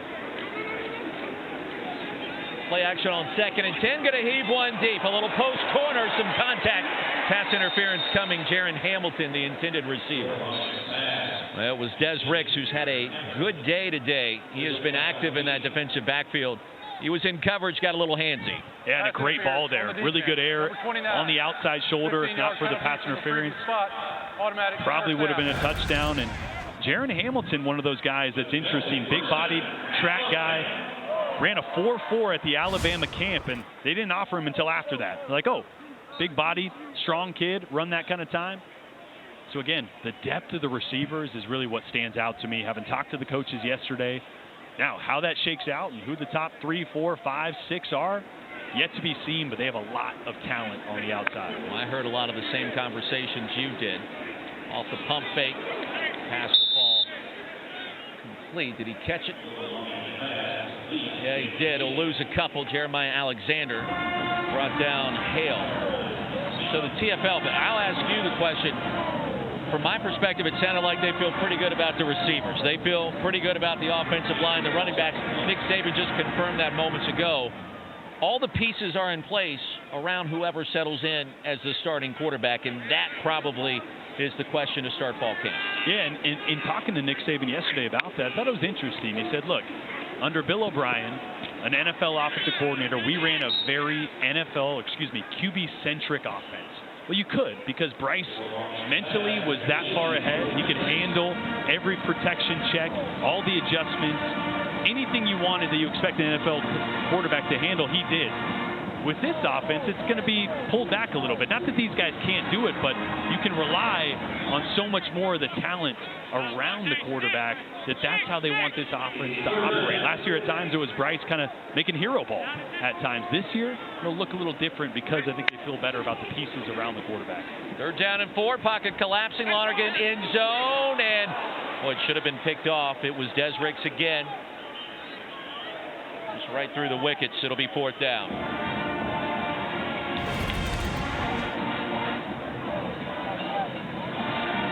This is one of those times that as a young quarterback, you got to throw that one over the head of your check down. Right? That was kind of a panic. You get through 1 read, 2 read, the pocket's closing in on you. Throw that over the head of the guy at the sideline. Don't take a shot downfield in tight coverage.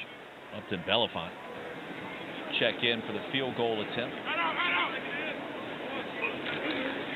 39-yarder just inside the 30. And he connects.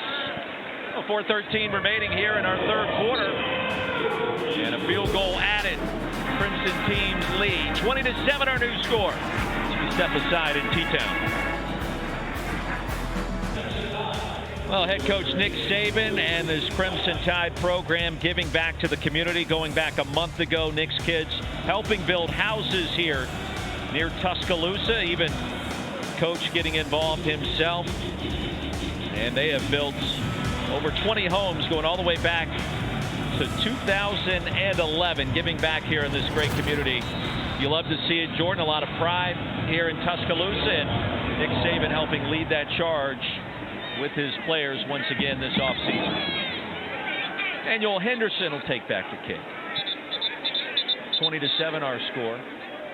About 4:10 and counting remaining here in our 3rd quarter.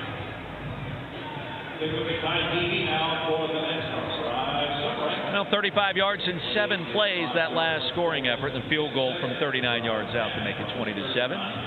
Jalen Milroe back on the field here with Jace McClellan joining him in the backfield. And still haven't heard much about Malik Benson yet. Would love to see him get a few targets. Talking to the coaches, he's a guy that's going to be pivotal in the fall and for his ability to stretch the field, the speed that he has. On display now, the crosser was available. Instead, Isaiah Bond grabs it.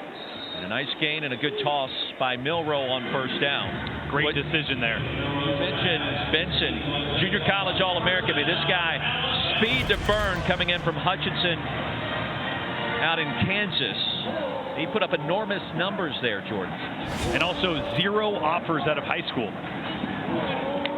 Even though he ran a 10.44, I think it was, which is top 10 all-time in Kansas. So he was in kind of an option offense in high school, though, only 28 receptions as a senior, so just didn't get eyes. And then, like me, I didn't get any offers out of high school either. Went to junior college, had some success, and kind of got back on people's radar for the first time. But he's a great find. I think despite the lack of production here today in the spring game, he's going to be a big-time player in the fall. And a great upside, number 11 in white.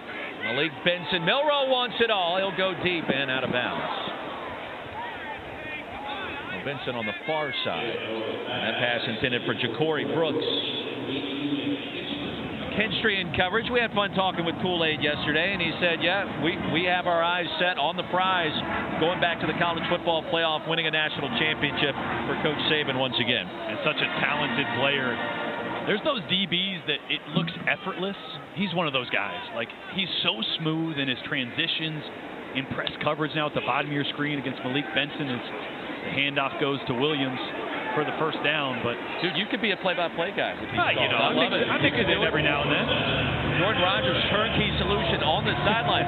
So in theory, you could handle the analysis. Whoa. You could be the sideline reporter. Unless I'm getting paid more, I'm just going to stay in my wheelhouse. First and 10, approaching 2 to go in the third. Milroe on the field. Odell Williams, the running back. You can put an end to that rather quickly. Here's time. And Milroe again towards the end zone. And was it caught? Milroe, yes, the touchdown.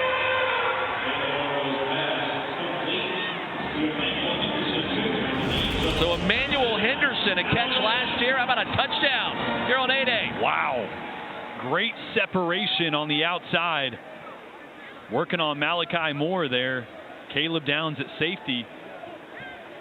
Boy, and Henderson can fly. One of those young guys that can really go. And that's part of the frustration with Jalen Milroe, I think, because he makes throws like that routinely. Right. Yeah. And you're like, that is unbelievable. What a big-time throw. You see in a few of them today. It's just the consistency. 20-14, the PAT goodbye Reichert, right? And that was the word we heard a ton yesterday talking with Tommy Rees, talking with Coach Saban. I say frustrates you. It's a good problem to have, right? I meant consistency, but right, yes. Well, yeah, you could be frustrated by a guy that can't make those kind of throws, but here at Alabama, there's a standard to decision-making and protecting the football. Nick Saban, above almost all else, values the football, and last year, they weren't a defense that could force that many turnovers. Only 7 interceptions on the year, only 14 turnovers all year, which was 13th in the SEC, second to last. So he values a quarterback that can protect the football. So as much as these wow throws wow everybody here, these quarterbacks are going to be judged more on the bad plays, on the indecision, on the inaccuracies, and on the turnovers. Well, it's interesting when you think about the schedule coming up, because there's an early season big-time matchup with Texas making the return trip after what we saw last year in Austin, right? So you want to have all your ducks in a row, especially at quarterback, by the time the Longhorns come calling. And the schedule looks like this. I mean, you'll get Middle Tennessee coming to town in the Fighting Rick Stockstill before Texas on September 9th. Circle the calendar right now for that one. And they had a monster recruiting class under Steve Sarkisian. Quinn Ewers looks much more developed. I had their bowl game. I thought he continued to get better as the season went on. And I think Arch Manning coming in lit a competitive fire under Quinn Ewers. I think Quinn's going to be a much improved quarterback. So Texas is going to come to town, and Alabama better have this quarterback situation ironed out, because they're going to bring it. So Milroe's touchdown pass, that concluded a 70-yard 5-play drive. Henderson on the scoring end with the last grab. Justice Haynes. Ty Simpson back on the field, barrels straight ahead. And then you think about what's to come the year after that. Texas and Oklahoma, part of the SEC at that point. And, I mean, it is game on for the conference, and the games that we will see, the matchups that will present themselves. I mean, I might make a pitch to Greg Sankey right now is I think we need an SEC Red Zone channel. I'd volunteer myself to handle that, you know, if the opportunity arises. There's going to be so many good games every Saturday as this conference expands, continues to get better on both sides, East and West, and that'll be long gone probably when Oklahoma and Texas come in. So it's going to be fun. This conference is only getting better each and every day, each and every year. Justice Haynes, another reception. It'll be third down and a short yard to go, almost out of time in our third quarter. So in theory, Jordan Rodgers would do Nation on a Saturday morning, SEC Red Zone for late morning into the early afternoon, and then do SEC Prime later that day, calling the game. Yeah, on second thought, I'm not sure I'm that talented. It's a lot of work. Justice Haynes, again, an active start to his freshman career. Take a look at some of the other changes happening around the country. UCLA and SC moving to the Big Ten. It still feels and sounds strange, but that's what we're doing. It does. I grew up a California boy, so I remember watching those guys, been in both those stadiums as a kid, watching, but college football is changing on a lot of fronts. The NIL front, the transfer portal, the conference realignment. So change isn't always a bad thing. Sometimes it's tough to get used to, but I think it's going to be better for the sport overall as we continue to grow. Ty Lockwood, the intended receiver. The end of the third quarter is here. 20-14. Hey, a competitive A-Day. What do you know? Bryant Denny. Fourth quarter in our final 15 minutes coming up. To the people who reach into a carton of warm, crispy, golden, perfectly salted McDonald's world-famous fries and return with just one. Who are you, and how do you do that? Ba-da-ba-ba-ba. That rocking chair would look great in our new house. No, a new house, eh? Well, you should definitely see how Geico could help you save on homeowners insurance. Nice tip. I'll give you $2 for the chair. 2? That's a Victorian antique. Victorian antique. Geico. Well, what we don't know is who will be the Crimson Tide starting quarterback this fall. Ty Simpson, Jalen Milroe. What we do know is that whomever it may be, chances are they're going to win a championship of some kind. Only one, in fact, did not win the SEC as a first-year starting quarterback for Nick Saban. That was A.J. McCarron, now of St. Louis Battlehawks fame in the XFL. But in fact, Jordan, he ended up winning a national championship. Everybody else at least won the SEC. 3 others won a national title in their first year as a starter. That's crazy. And what a testament to Coach Saban and his ability to do it with multiple quarterbacks, multiple play callers at all those points. But this is a unique situation. I think it's really the first time since 2015 when Jake Coker came in and, like we just saw, did win a national championship, but really the first time that the quarterback position and who will take over is a question mark. Think about the run Alabama has had. You went Jalen Hurts to Tua Tagovailoa to Mac Jones to Bryce Young. You got the highest paid player in NFL history. You got 2 first-round draft picks that are NFL starters, and now next week probably the number 1 overall pick. I mean, that is a unbelievable run of quarterbacks, and that's what makes this quarterback competition so intriguing. Not only is it Alabama, always the perennial one of the top in the entire country, but there's an expectation that you can come in and win right away. Start of our fourth quarter, 20-14. Ty Simpson, the signal caller here, battling Jalen Milroe today here on A-Day and also into the start of preseason camp. It'll be third down and 10 with Haynes, the running back. He'll fake it his direction to the freshman down the field and incomplete. Now Burton was the intended receiver. He got popped by Pope. Fourth down. Boy, throw just a little off, wobbled out of Ty's hands. I think it caught him off guard. So that was a route adjustment by Jermaine Burton. Corner to that side, set in cover 2. So Jermaine adjusted to that hole shot, and I think Ty was just a little late to seeing that, and the ball came out a little wobbly, a little far downfield, which is why that one was broken up. What have you seen today between the two quarterbacks that gives you hope that the stat and the graphic that you just saw has a chance to continue this fall? Well, I think for 2 different reasons, right? Take Jalen Milroe. I mean, he is so talented that if you can just limit a few of the negative plays and mistakes, you got a guy that can absolutely cause nightmares for defenses in the SEC week in and week out. You can have a very potent, explosive offense that can win you an SEC championship and a national championship. On the other side, with Ty Simpson, I do think right now a little more polished of a passer, a little bit better of a decision maker. Still dynamic with his legs, but not in the same way that Jalen is, to where it completely changes how a defense has to play you. Two guys that I think very differently can get it done for Alabama. I think it's who limits the mistakes the most and who really develops over summer into fall camp the most as well. McClellan straight ahead. Holstein back in at quarterback. 20-14 our score. That was Tim Smith with the stop. So let me ask you this. As a former quarterback in this conference, you understand it. You understand what it means to develop between now and August. In theory, without any live reps in a game, how much better can a quarterback become? It'll actually surprise you a lot. And I was just thinking that. I was saying a lot of fans are probably sitting there going, well, you don't really have practice. Like, how do you get that much better? You have months to do nothing but work on timing and communication with your wide receivers. So you're throwing every day you can with those guys. Every day. And really, as a quarterback, when that trust is there, the game starts to slow down. Because you're not worried about when he's coming out of his break or where he's going to be. You know that. Then you start to focus more on the defense. That's when, as a quarterback, things slow down for you. So it's not going to be structured practice, but there will be 7-on-7, player-led stuff all summer. You can make a big jump. And really, that's the time that it's on you. Coaches aren't there to do that. So believe it or not, summer can be very important to that competition going into fall camp. So a big-time summer ahead for this Crimson Tide program. Ja'Cory Brooks with a big gainer. It'll be 2nd and 3 after the run over the right side.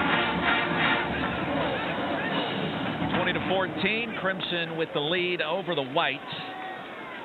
Holstein going to be tripped up and brought down. First time we've seen a quarterback hit the turf today. By the way, this sounds like this will be the last game, the last time we will see this turf before it is replaced before the start of next season, for those wondering. Yeah, I think they're going to, who knows what they do, but it always looks amazing during the season. I need to figure out if they can come over to my house. Help you out a little bit? I got 2 dogs, and they just end up peeing in the grass, and then it turns brown, and I don't know what to do. I was going to say I've seen your house, but I haven't, but I would think that the yard is immaculate. That's just me. Oh, well, I take pride in it, but I don't know what to do about the dogs in the grass. Right. Anybody out there on Twitter, hit me up. They'll hit you up. Incomplete. Isaiah Bond, right as he made the cut, had it right between the 1 and his 7. 4th down. Running clock here in our 4th quarter. Talked a lot about Malachi Moore in the first half. He had 7 tackles at the break. Saw the interception by Caleb Downs, who we mentioned, the younger brother of Josh Downs. He has played like a grown man throughout spring ball, according to what we've heard this past week. Bond corral the fair catch, redeem himself somewhat after the last drop. Less than 11 minutes to go here in Tuscaloosa, A-Day. All right, 20-14, back inside of Bryant-Denny Stadium. We've been down here on the field for A-Day. It has been fantastic. Jordan Rogers, Roy Philpott, reporting live from the scene. This has been a great day, an entertaining game so far, and see how things wrap up here. I think really impressive down at field level, 2 things. The physicality and the size of the offensive line. It's been a storyline all spring. They've been really good. And then the speed at wide receiver. I do think there's some game changers. There's some guys that can really stretch the field. They're going to sort that out, which 4 or 5 are going to be the main ones going forward. There's a couple of vets that will definitely be out there and a couple new names that I think can make a splash as well. Dylan Lonergan back on the field at quarterback. Inside give and wrapped up quick was Jam Miller. By the way, that satisfies your contract requirements, right? 2 hits on camera. I mean, anytime I do my hair, I have to be on camera at some point. I had the hair done prior, but the hat comes on when the wind gets crazy. I feel better with that. So 20-14 our score. See if we have any late game fireworks. And it has been a sunsplash afternoon this Saturday, including spring ball around the SEC. Lonergan fires that one in the turf under duress.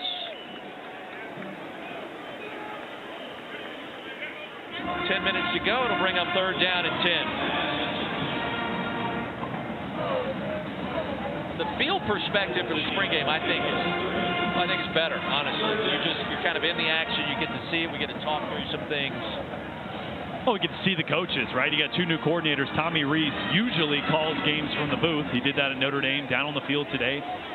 But now he'll be upstairs for the season, right? Maybe. We don't know. Said it was kind of Coach Saban's call. Obviously, I think that'll depend on the quarterback development and where he feels he can best coach, right? I mean, the biggest reason Tommy Rees was so attractive to Nick Saban was, yes, he's a great play caller, yada, yada. He can develop quarterbacks. Right. And with his youth, his ability to communicate, to put it into perspective that really resonates with these 2 young quarterbacks in the competition is one of the main reasons he's here. So that may mean he needs to do that from the sideline. And he'll have somebody upstairs that'll be his eye in the sky, or he may feel comfortable with where they're at in their development. He may jump back up to the booth. So that'll be determined a lot closer to the season. But fun to see him on the sideline coaching it up. Well, the Tommy Rees story is certainly amazing. Now 30 years of age, moving from the play caller in South Bend to now the play caller in Tuscaloosa, the heart of the SEC. Pretty good quarterback back in the day for the Golden Domers, right? Yeah, he could sling it for sure. Great number, too. My same number in college, sticks. You guys pretty much concluded your careers around the same time, so I don't know if you knew him back then. Oh, yeah. But certainly we talked a lot about you back in the day. Yeah, I think my year, Dane Christ was coming out of Notre Dame as well. I think they went back and forth for a while. Tommy was a heck of a player, was in multiple quarterback competitions as well as a player, so understands what these 2 quarterbacks are going through as well. That helps. A lot of young coordinators in the SEC this year. You think about Austin Armstrong down at Florida, 28 years of age. Milroe back on the field, a touch for Jonathan Bennett off left tackle. I mean, that is a little bit of a trend we're seeing in college football where coordinators are getting perhaps as young as they've ever been. I don't know if you can wax poetic on the reason why that's happening, but a decade ago, I don't know that we would see a 28 or 30-year-old calling ball plays in the Southeastern Conference. I think part of that has to do with just football, especially at the college level, is changing so rapidly. And really the tempo, you saw Gus Malzahn kind of revolutionize high school football, and the tempo and how they use that, and that gave him opportunities at the next level. I think you're seeing a lot of what happens at the high school level with spacing, tempo. Those guys get opportunities at the next level because everybody's always looking at, hey, what's the next person doing? And so these young guys are very familiar with this new brand of football that offense is kind of morphing into, and it's creating opportunities for them. White team on the move, 1st down and 10, trailing by 6. Milroe, the quarterback. By a little time, flush, and now we'll take off. Touchdown, not live, of course. You can't hit the signal callers today. You can in most spring practices. Give him 4 yards on that play. You never got, like, crunched in spring, right, at Vanderbilt? You know James Franklin, right? I do. Yeah, we were live. The quarterbacks were live. Oh, yeah. Every spring? Not every spring, but I remember definitely the first spring. Oh, yeah, we were getting smacked. We needed it, though. I mean, we were a bad football team. We needed a little attitude adjustment. We needed a little toughness, and he knew that, and so he said, hey, we're going live. We're playing. Caleb Downs in coverage. Henderson able to grab it. His second catch. First one went for a touchdown. It'll be 3rd down. Less than 7 minutes to go, and a big play coming up. The white team trying to rally. I believe the Crimson team was favored by a field goal, maybe 3.5, 3 and a hook. I don't know.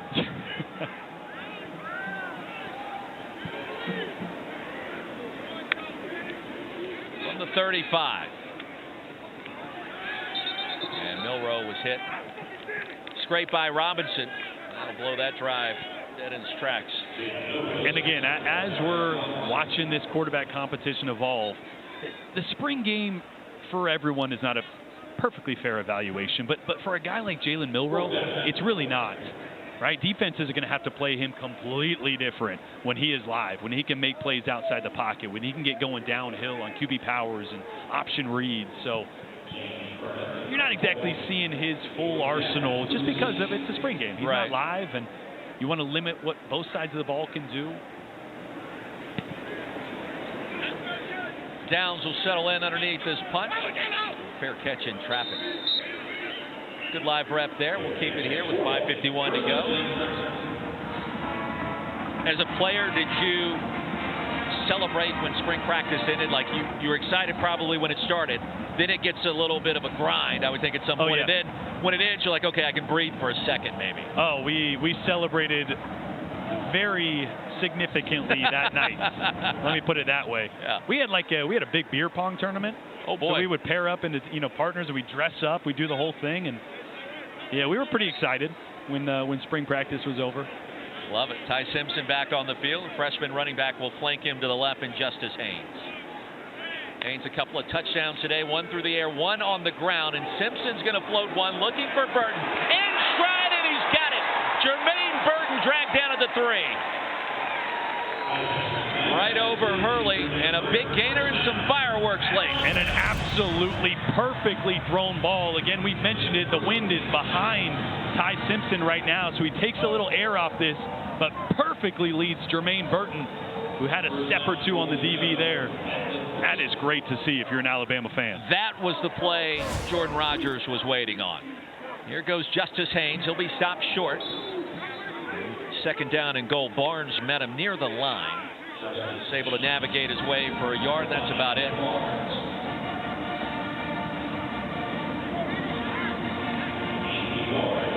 Yeah, that was the play, it felt like, where you kind of stood up a little bit, checking out what was going to go down, and Burton in stride. I think that makes you feel good to see that late today. Yeah, those are the plays you're used to seeing from Bryce Young, right? That kind of effortless go ball that he lets go perfectly in stride. That's what you want to see. And again, a comfortable, effortless throw from Ty Simpson right on the money. And Haynes, and he will push his way across the goal line for the touchdown. Third score of the day for the freshman running back. And that steak dinner perhaps firmly in the grasp of the Crimson team. That might be the player of the game as well. True freshman running back Justice Haynes. Tell you what, I love his short yardage vision. You see him get 2 feet in the ground there, little jump cut. He's got a great feel already, and that's something that usually doesn't come along that early in a running back's career. Great feel, and it's so much harder in short yardage just because there's so many more bodies. The windows in those running lanes are so much smaller. Justice Haynes, a freshman running back out of Buford, Georgia. Buford High School, ESPN's #2 back overall in the 2023 cycle. Touchdown machine, he's got 3 of them. Yeah, little of that short yardage vision right there, the physicality. We talked about how thick, how well built he is. He's also dangerous out of the backfield. And that was one of the things Nick Saban mentioned is just he's versatile. He's all around. Nothing's too big for him. Nothing that we ask him to do is he not able to execute. Dad played running back in the SEC at Georgia, of course, in the NFL with the Steelers. And justice is served on this A-Day. I see what you did there. You know that's coming at some point in the fall. Might as well get ahead of the storm. Throwing kickoff. Crush left side of the end zone. They say that drifted out of bounds before it reached painted turf.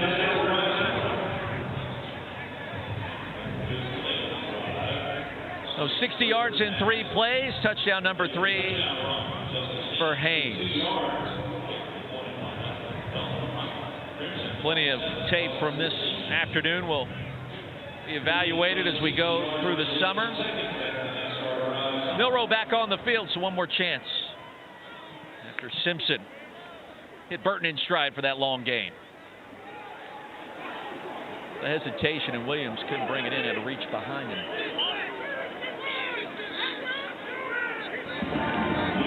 Second and 10.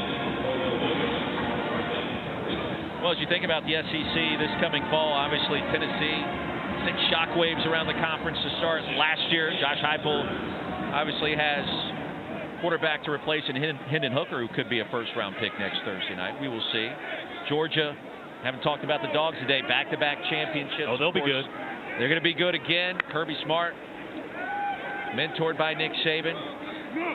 They've got questions at quarterback, Carson Beck, Brock Vandergrift. Pass intended for Kendrick Law. Coverage by Kool-Aid McKinstry. Carson Beck's going to be good, though, at Georgia.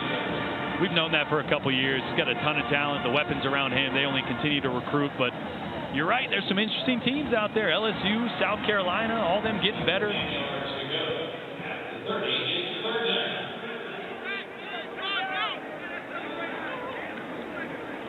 Now the Dogs try to go for the three-peat. Lee Benson tried to keep that one alive, couldn't do it. Go back and look at the final rankings from a season ago after that tackle by McKinstry. Dogs number 1, Bama there, number 5, followed by Tennessee, LSU, Mississippi State, South Carolina. You just talked about with Shane Beamer. Yeah, and what they were able to do at the end of the year, knocking off Tennessee, knocking off Clemson, I believe it was, right? Those two big upsets. Spencer Rattler back. He got better as the season went on. I tell you what, Tennessee, they're not getting overlooked by any stretch of the imagination, but great throw there by Milton, right on the money to Isaiah Bond. Now, Milroe should have had that pass caught, right? Yeah, that's unfortunate because that's going to be a punt. It really needed to get a score there, down 2 scores. That's a perfectly thrown, well-timed ball there by Milton. They'll go back to tape and they'll give him a lot of praise for that. But I was going to say Tennessee, Joe Milton is the most talented quarterback in the entire country, and it's not even close. Now, talent doesn't always mean production. But if there's anybody that's poised to take a huge leap and be in the conversation for a top 5 number 1 overall draft pick, just like Anthony Richardson's getting toyed around with in that conversation because how physically gifted he is, Joe Milton's going to be in that conversation. They're going to be really dangerous next year. Well, I know this in terms of arm strength. It feels like he can throw it through a brick wall. You know what he said? We met with him. And I asked him that. First question was like, hey, how far can you throw it? And he goes, the easy answer is 80. And I'm like, whoa, easy? And then he goes, but I've thrown it further than that in games and practice. Like, I've hit 95. Like, casually said 95. And I said, excuse me, what? So who knows if that's Uncle Rico throwing it over the mountains or he can really – the dude's got a cannon, and he got a lot better last year. Did really well when Hendon Hooker went down, beating Clemson in the bowl game. It's a big deal in the Orange Bowl, right? Huge deal, yeah. For him and his confidence to start this coming year. Yep. Lonergan back in at quarterback. 2nd and 10, less than 3 to go. Into the flats. Nye Black will bring it in. Tell you what, I've been really impressed with Lonergan. Okay. Like, I mean, look, he's got guys out there that probably aren't going to play a ton this fall, but he looks really comfortable. For a young guy out there, first real game-like experience with guys that you maybe aren't throwing to all the time because he's mostly running scout team offense. He's looked really good, made great decisions, some accurate throws today. It's a 2-man quarterback competition, but I tell you what, he's looked good. 3rd down and 8, he was bumped. And that'll whistle the play dead. Kendrick Blackshire, a bit more active in this second half.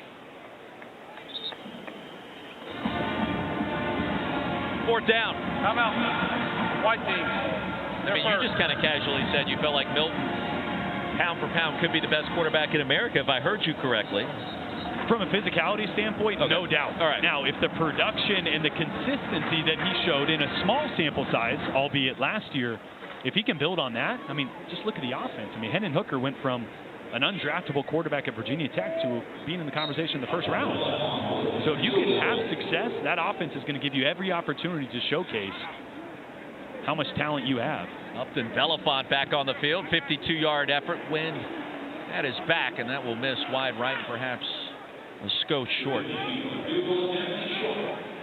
2:38 remaining. Well, I like the hot takes here at the end of a day. Look out.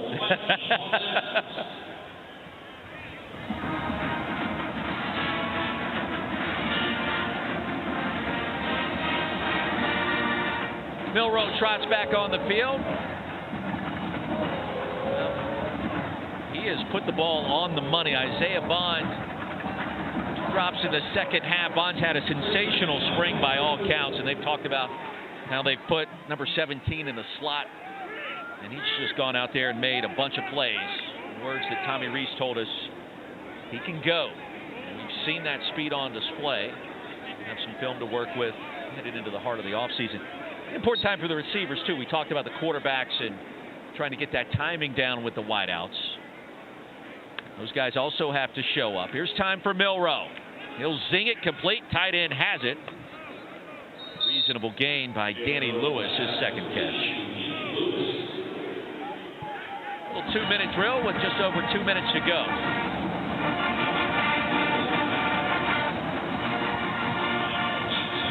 Think about some of the receivers for the Tide. As Milroe. Again, it's Lewis. Enough for a first down on 2nd and short.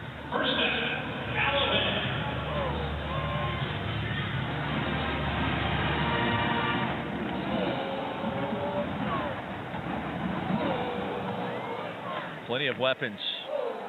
Either Ty Simpson's, Jalen Milroe's disposal. Corey Brooks on the crosser.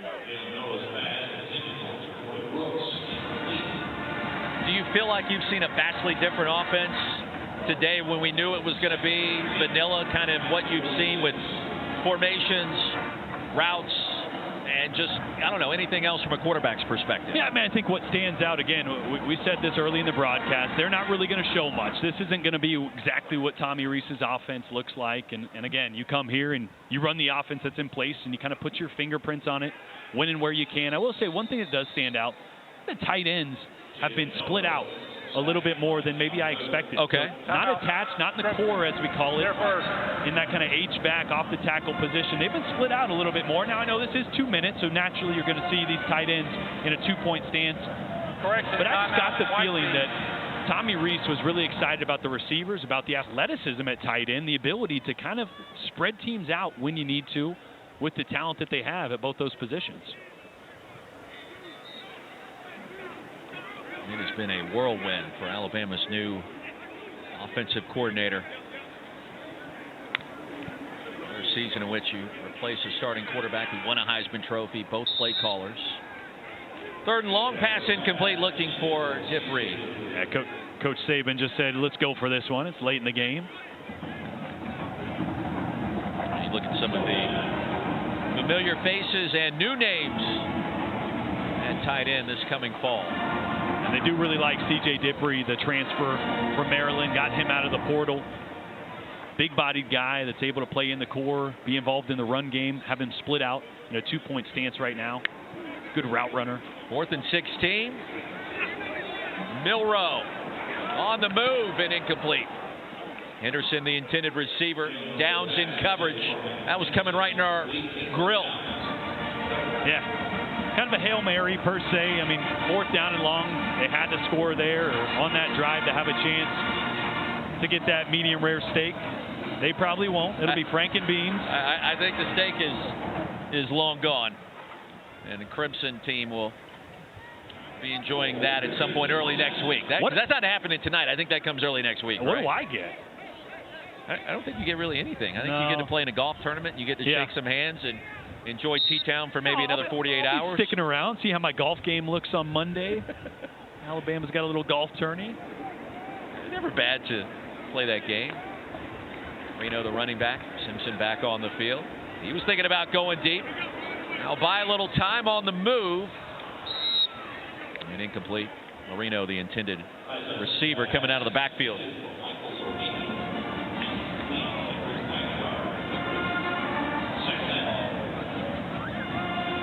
1:29 to go. It'll be 2nd and 10. Justice Haynes back on the field with those 3 touchdowns today. We got hot here in Tuscaloosa after rain pushed through late last night. Simpson check it down. Route's been available. Angle route out in the flats. Justice Haynes active this entire 8A.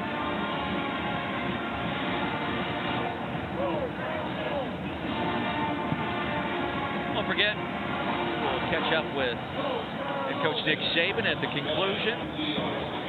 About 60 seconds away and counting. 3rd down coming up. Crimson team out in front and with possession. Simpson will float it off the carom, incomplete.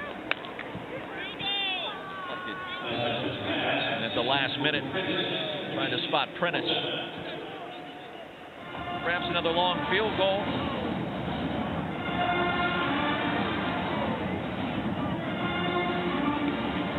Upton Belafont.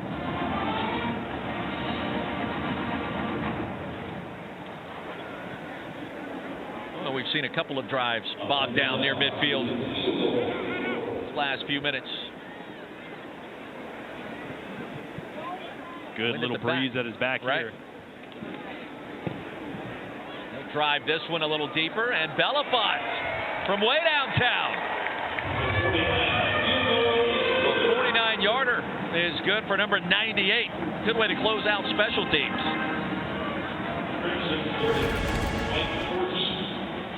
Yeah, watching Coach Saban right now, I think he's processing everything. It's all about the process here. Oh, man. You can see the wheels spinning. Again, I was talking to Coach Steele down on the field earlier before the game. You know, you can't take too much from these games. You can't put too much into the performances. You can take nuggets here and there. You want to see growth. You want to see the little things done well. No one's going to win or lose a job out here today, is my point. More of that is determined at the start of preseason camp, but no doubt. Already has unfolded these last 14 practice sessions before today. Those that pay close attention to college football, even in the off season, would certainly understand that. 42 seconds to go. All right, if I did ask you Jordan Rodgers' biggest takeaway, either side of the ball, personnel scheme, anything that we heard yesterday, barreling towards the start of preseason camp, about 125 days out from the start of the actual season. The biggest single takeaway from your perspective as a former quarterback in this conference? I'd say the glaring one is there's a lot of young talent in the secondary, a ton. At receiver as well. I mean, they are deep. There's a lot of talent. That'll get sorted out. I think from a quarterback perspective, great little hole shot there again by Jalen Milroe.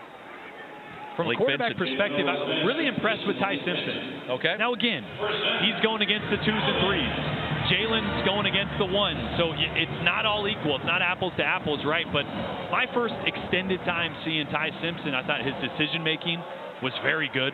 Hung in the pocket, worked through his progressions. He was accurate with his throws. That is a heck of a throw there again. How about back-to-back grabs by Malik Benson? We've been waiting on that. 100%. Look, I mean, the wild throws from Jalen Milroe have been there today. A lot of them. It's those couple that make you scratch your head, right? The consistency, again, what we talked about. All right, so the white team on the move, trailing 30-14. Milroe stays in there. Valuable live reps. Benson make it 3 for 3. Stop to the 10. No spark here for number 11 in white. Dougal in coverage. Like, good to see him get a few touches, right? You saw the ball skills on the sideline. He's a great route runner as well. 4 for 4. Fade. Yes, indeed. Wow. The Malik Benson drive on A-Day. A little bit of hand fighting there. I won't call it a push-off because I'm an offensive guy. But a really good job there in man coverage by Malik Benson. Is that 4 in a row? 4 in a row. I think he only had 1 catch before that drive. That's correct. He's going to be special. Again, we've said it. Number 1 JUCO player in the entire country. No offers out of high school. He's got the speed and the ball skills to be a big factor for this Alabama offense come fall. And what a nice spark at the conclusion of this spring game for both Jalen Milroe and Malik Benson. And a good way to head into the heart of the offseason. Brief conversation with Tommy Rees, and they'll go back and look at the film, evaluate it, get ready. That season opener against Middle Tennessee. It'll be here before you know it. That's the only sad thing about today is, okay, now it's really the dark moment of the offseason before we get to SEC Media Days, before we get to the start of preseason camp and the actual 2023 season. What do people do? Well, NBA playoffs, I guess? That'll help. We got some baseball and softball to figure out. We'll go out to Omaha for a little while. Oh, yeah, okay. There's an all-star game in the middle of the summer in the pros. But really, it's just a big countdown. It's one massive countdown to get to the fall. At least if you're watching this game, you know what I'm talking about.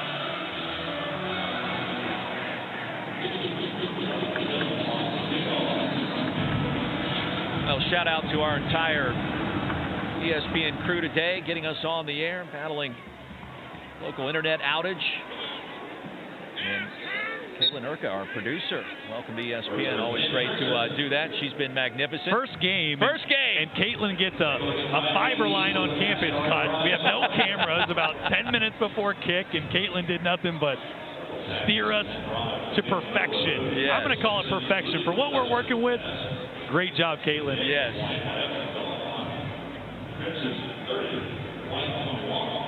16 seconds to go.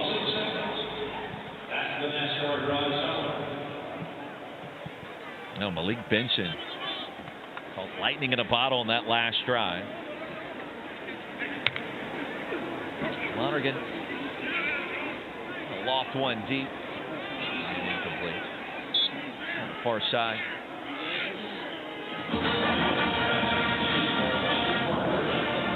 Parker, the intended target.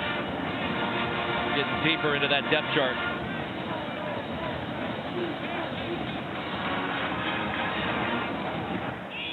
Well, I certainly believe it will be a mistake to look over this team, this program starting 2023 in any way, shape, or form. They are certainly motivated after narrowly missing the playoff a season ago, trying to get back there. Talking with Kool-Aid yesterday. JC as well on offense. They've got something to prove, and I think history has shown us when that's the case here, usually big things happen, as in big things, the very biggest thing, the very next season. I mean, Nick Saban's been asked about the success of Kirby Smart recently, and so that only motivates him even more. Not that he needs it. I's have been dotted, the T's have been crossed here to conclude A-Day. It should be the final play of the afternoon. 30-21, our final score. The Crimson over the Whites.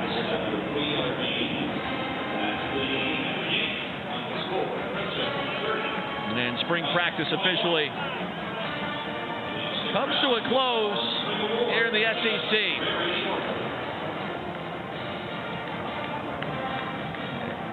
We'll talk with Coach Saban before we step away, but a fun afternoon. And you take a look at the final numbers by the quarterbacks. Ty Simpson, 12 of 26 for a $155, the one pick. Jalen Milroe battled back the 2 touchdowns. The late one to Malik Benson and threw for 245 yards. All right, we got Coach Saban. Jordan Rogers with Coach Saban. I'm going to let you go here real quick. What did you learn from your quarterbacks today?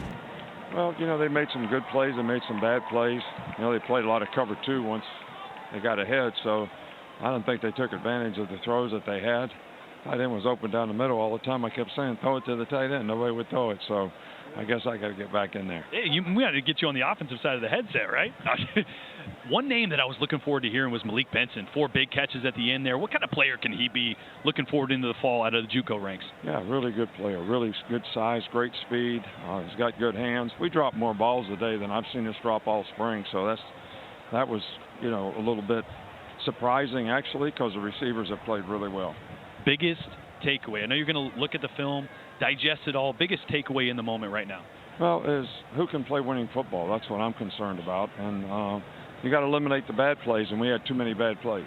Do you get the steak or the Franken-Beans? The commissioner gets whatever he wants. There we go. Appreciate it, Coach. That's right. He gets whatever he wants. Of course. 30-21, the final score. As A-Day comes to a close here in Tuscaloosa. It's been a fun afternoon. Spring practice ends now across the SEC. And the Crimson team will enjoy their steak dinner in short order after this 9-point dub. Plenty of talent here in Alabama. Let's see what happens at quarterback. Headed to preseason camp. For Jordan Rogers, I'm Roy Philpott and our entire hardworking ESPN crew. Good afternoon from T-Town.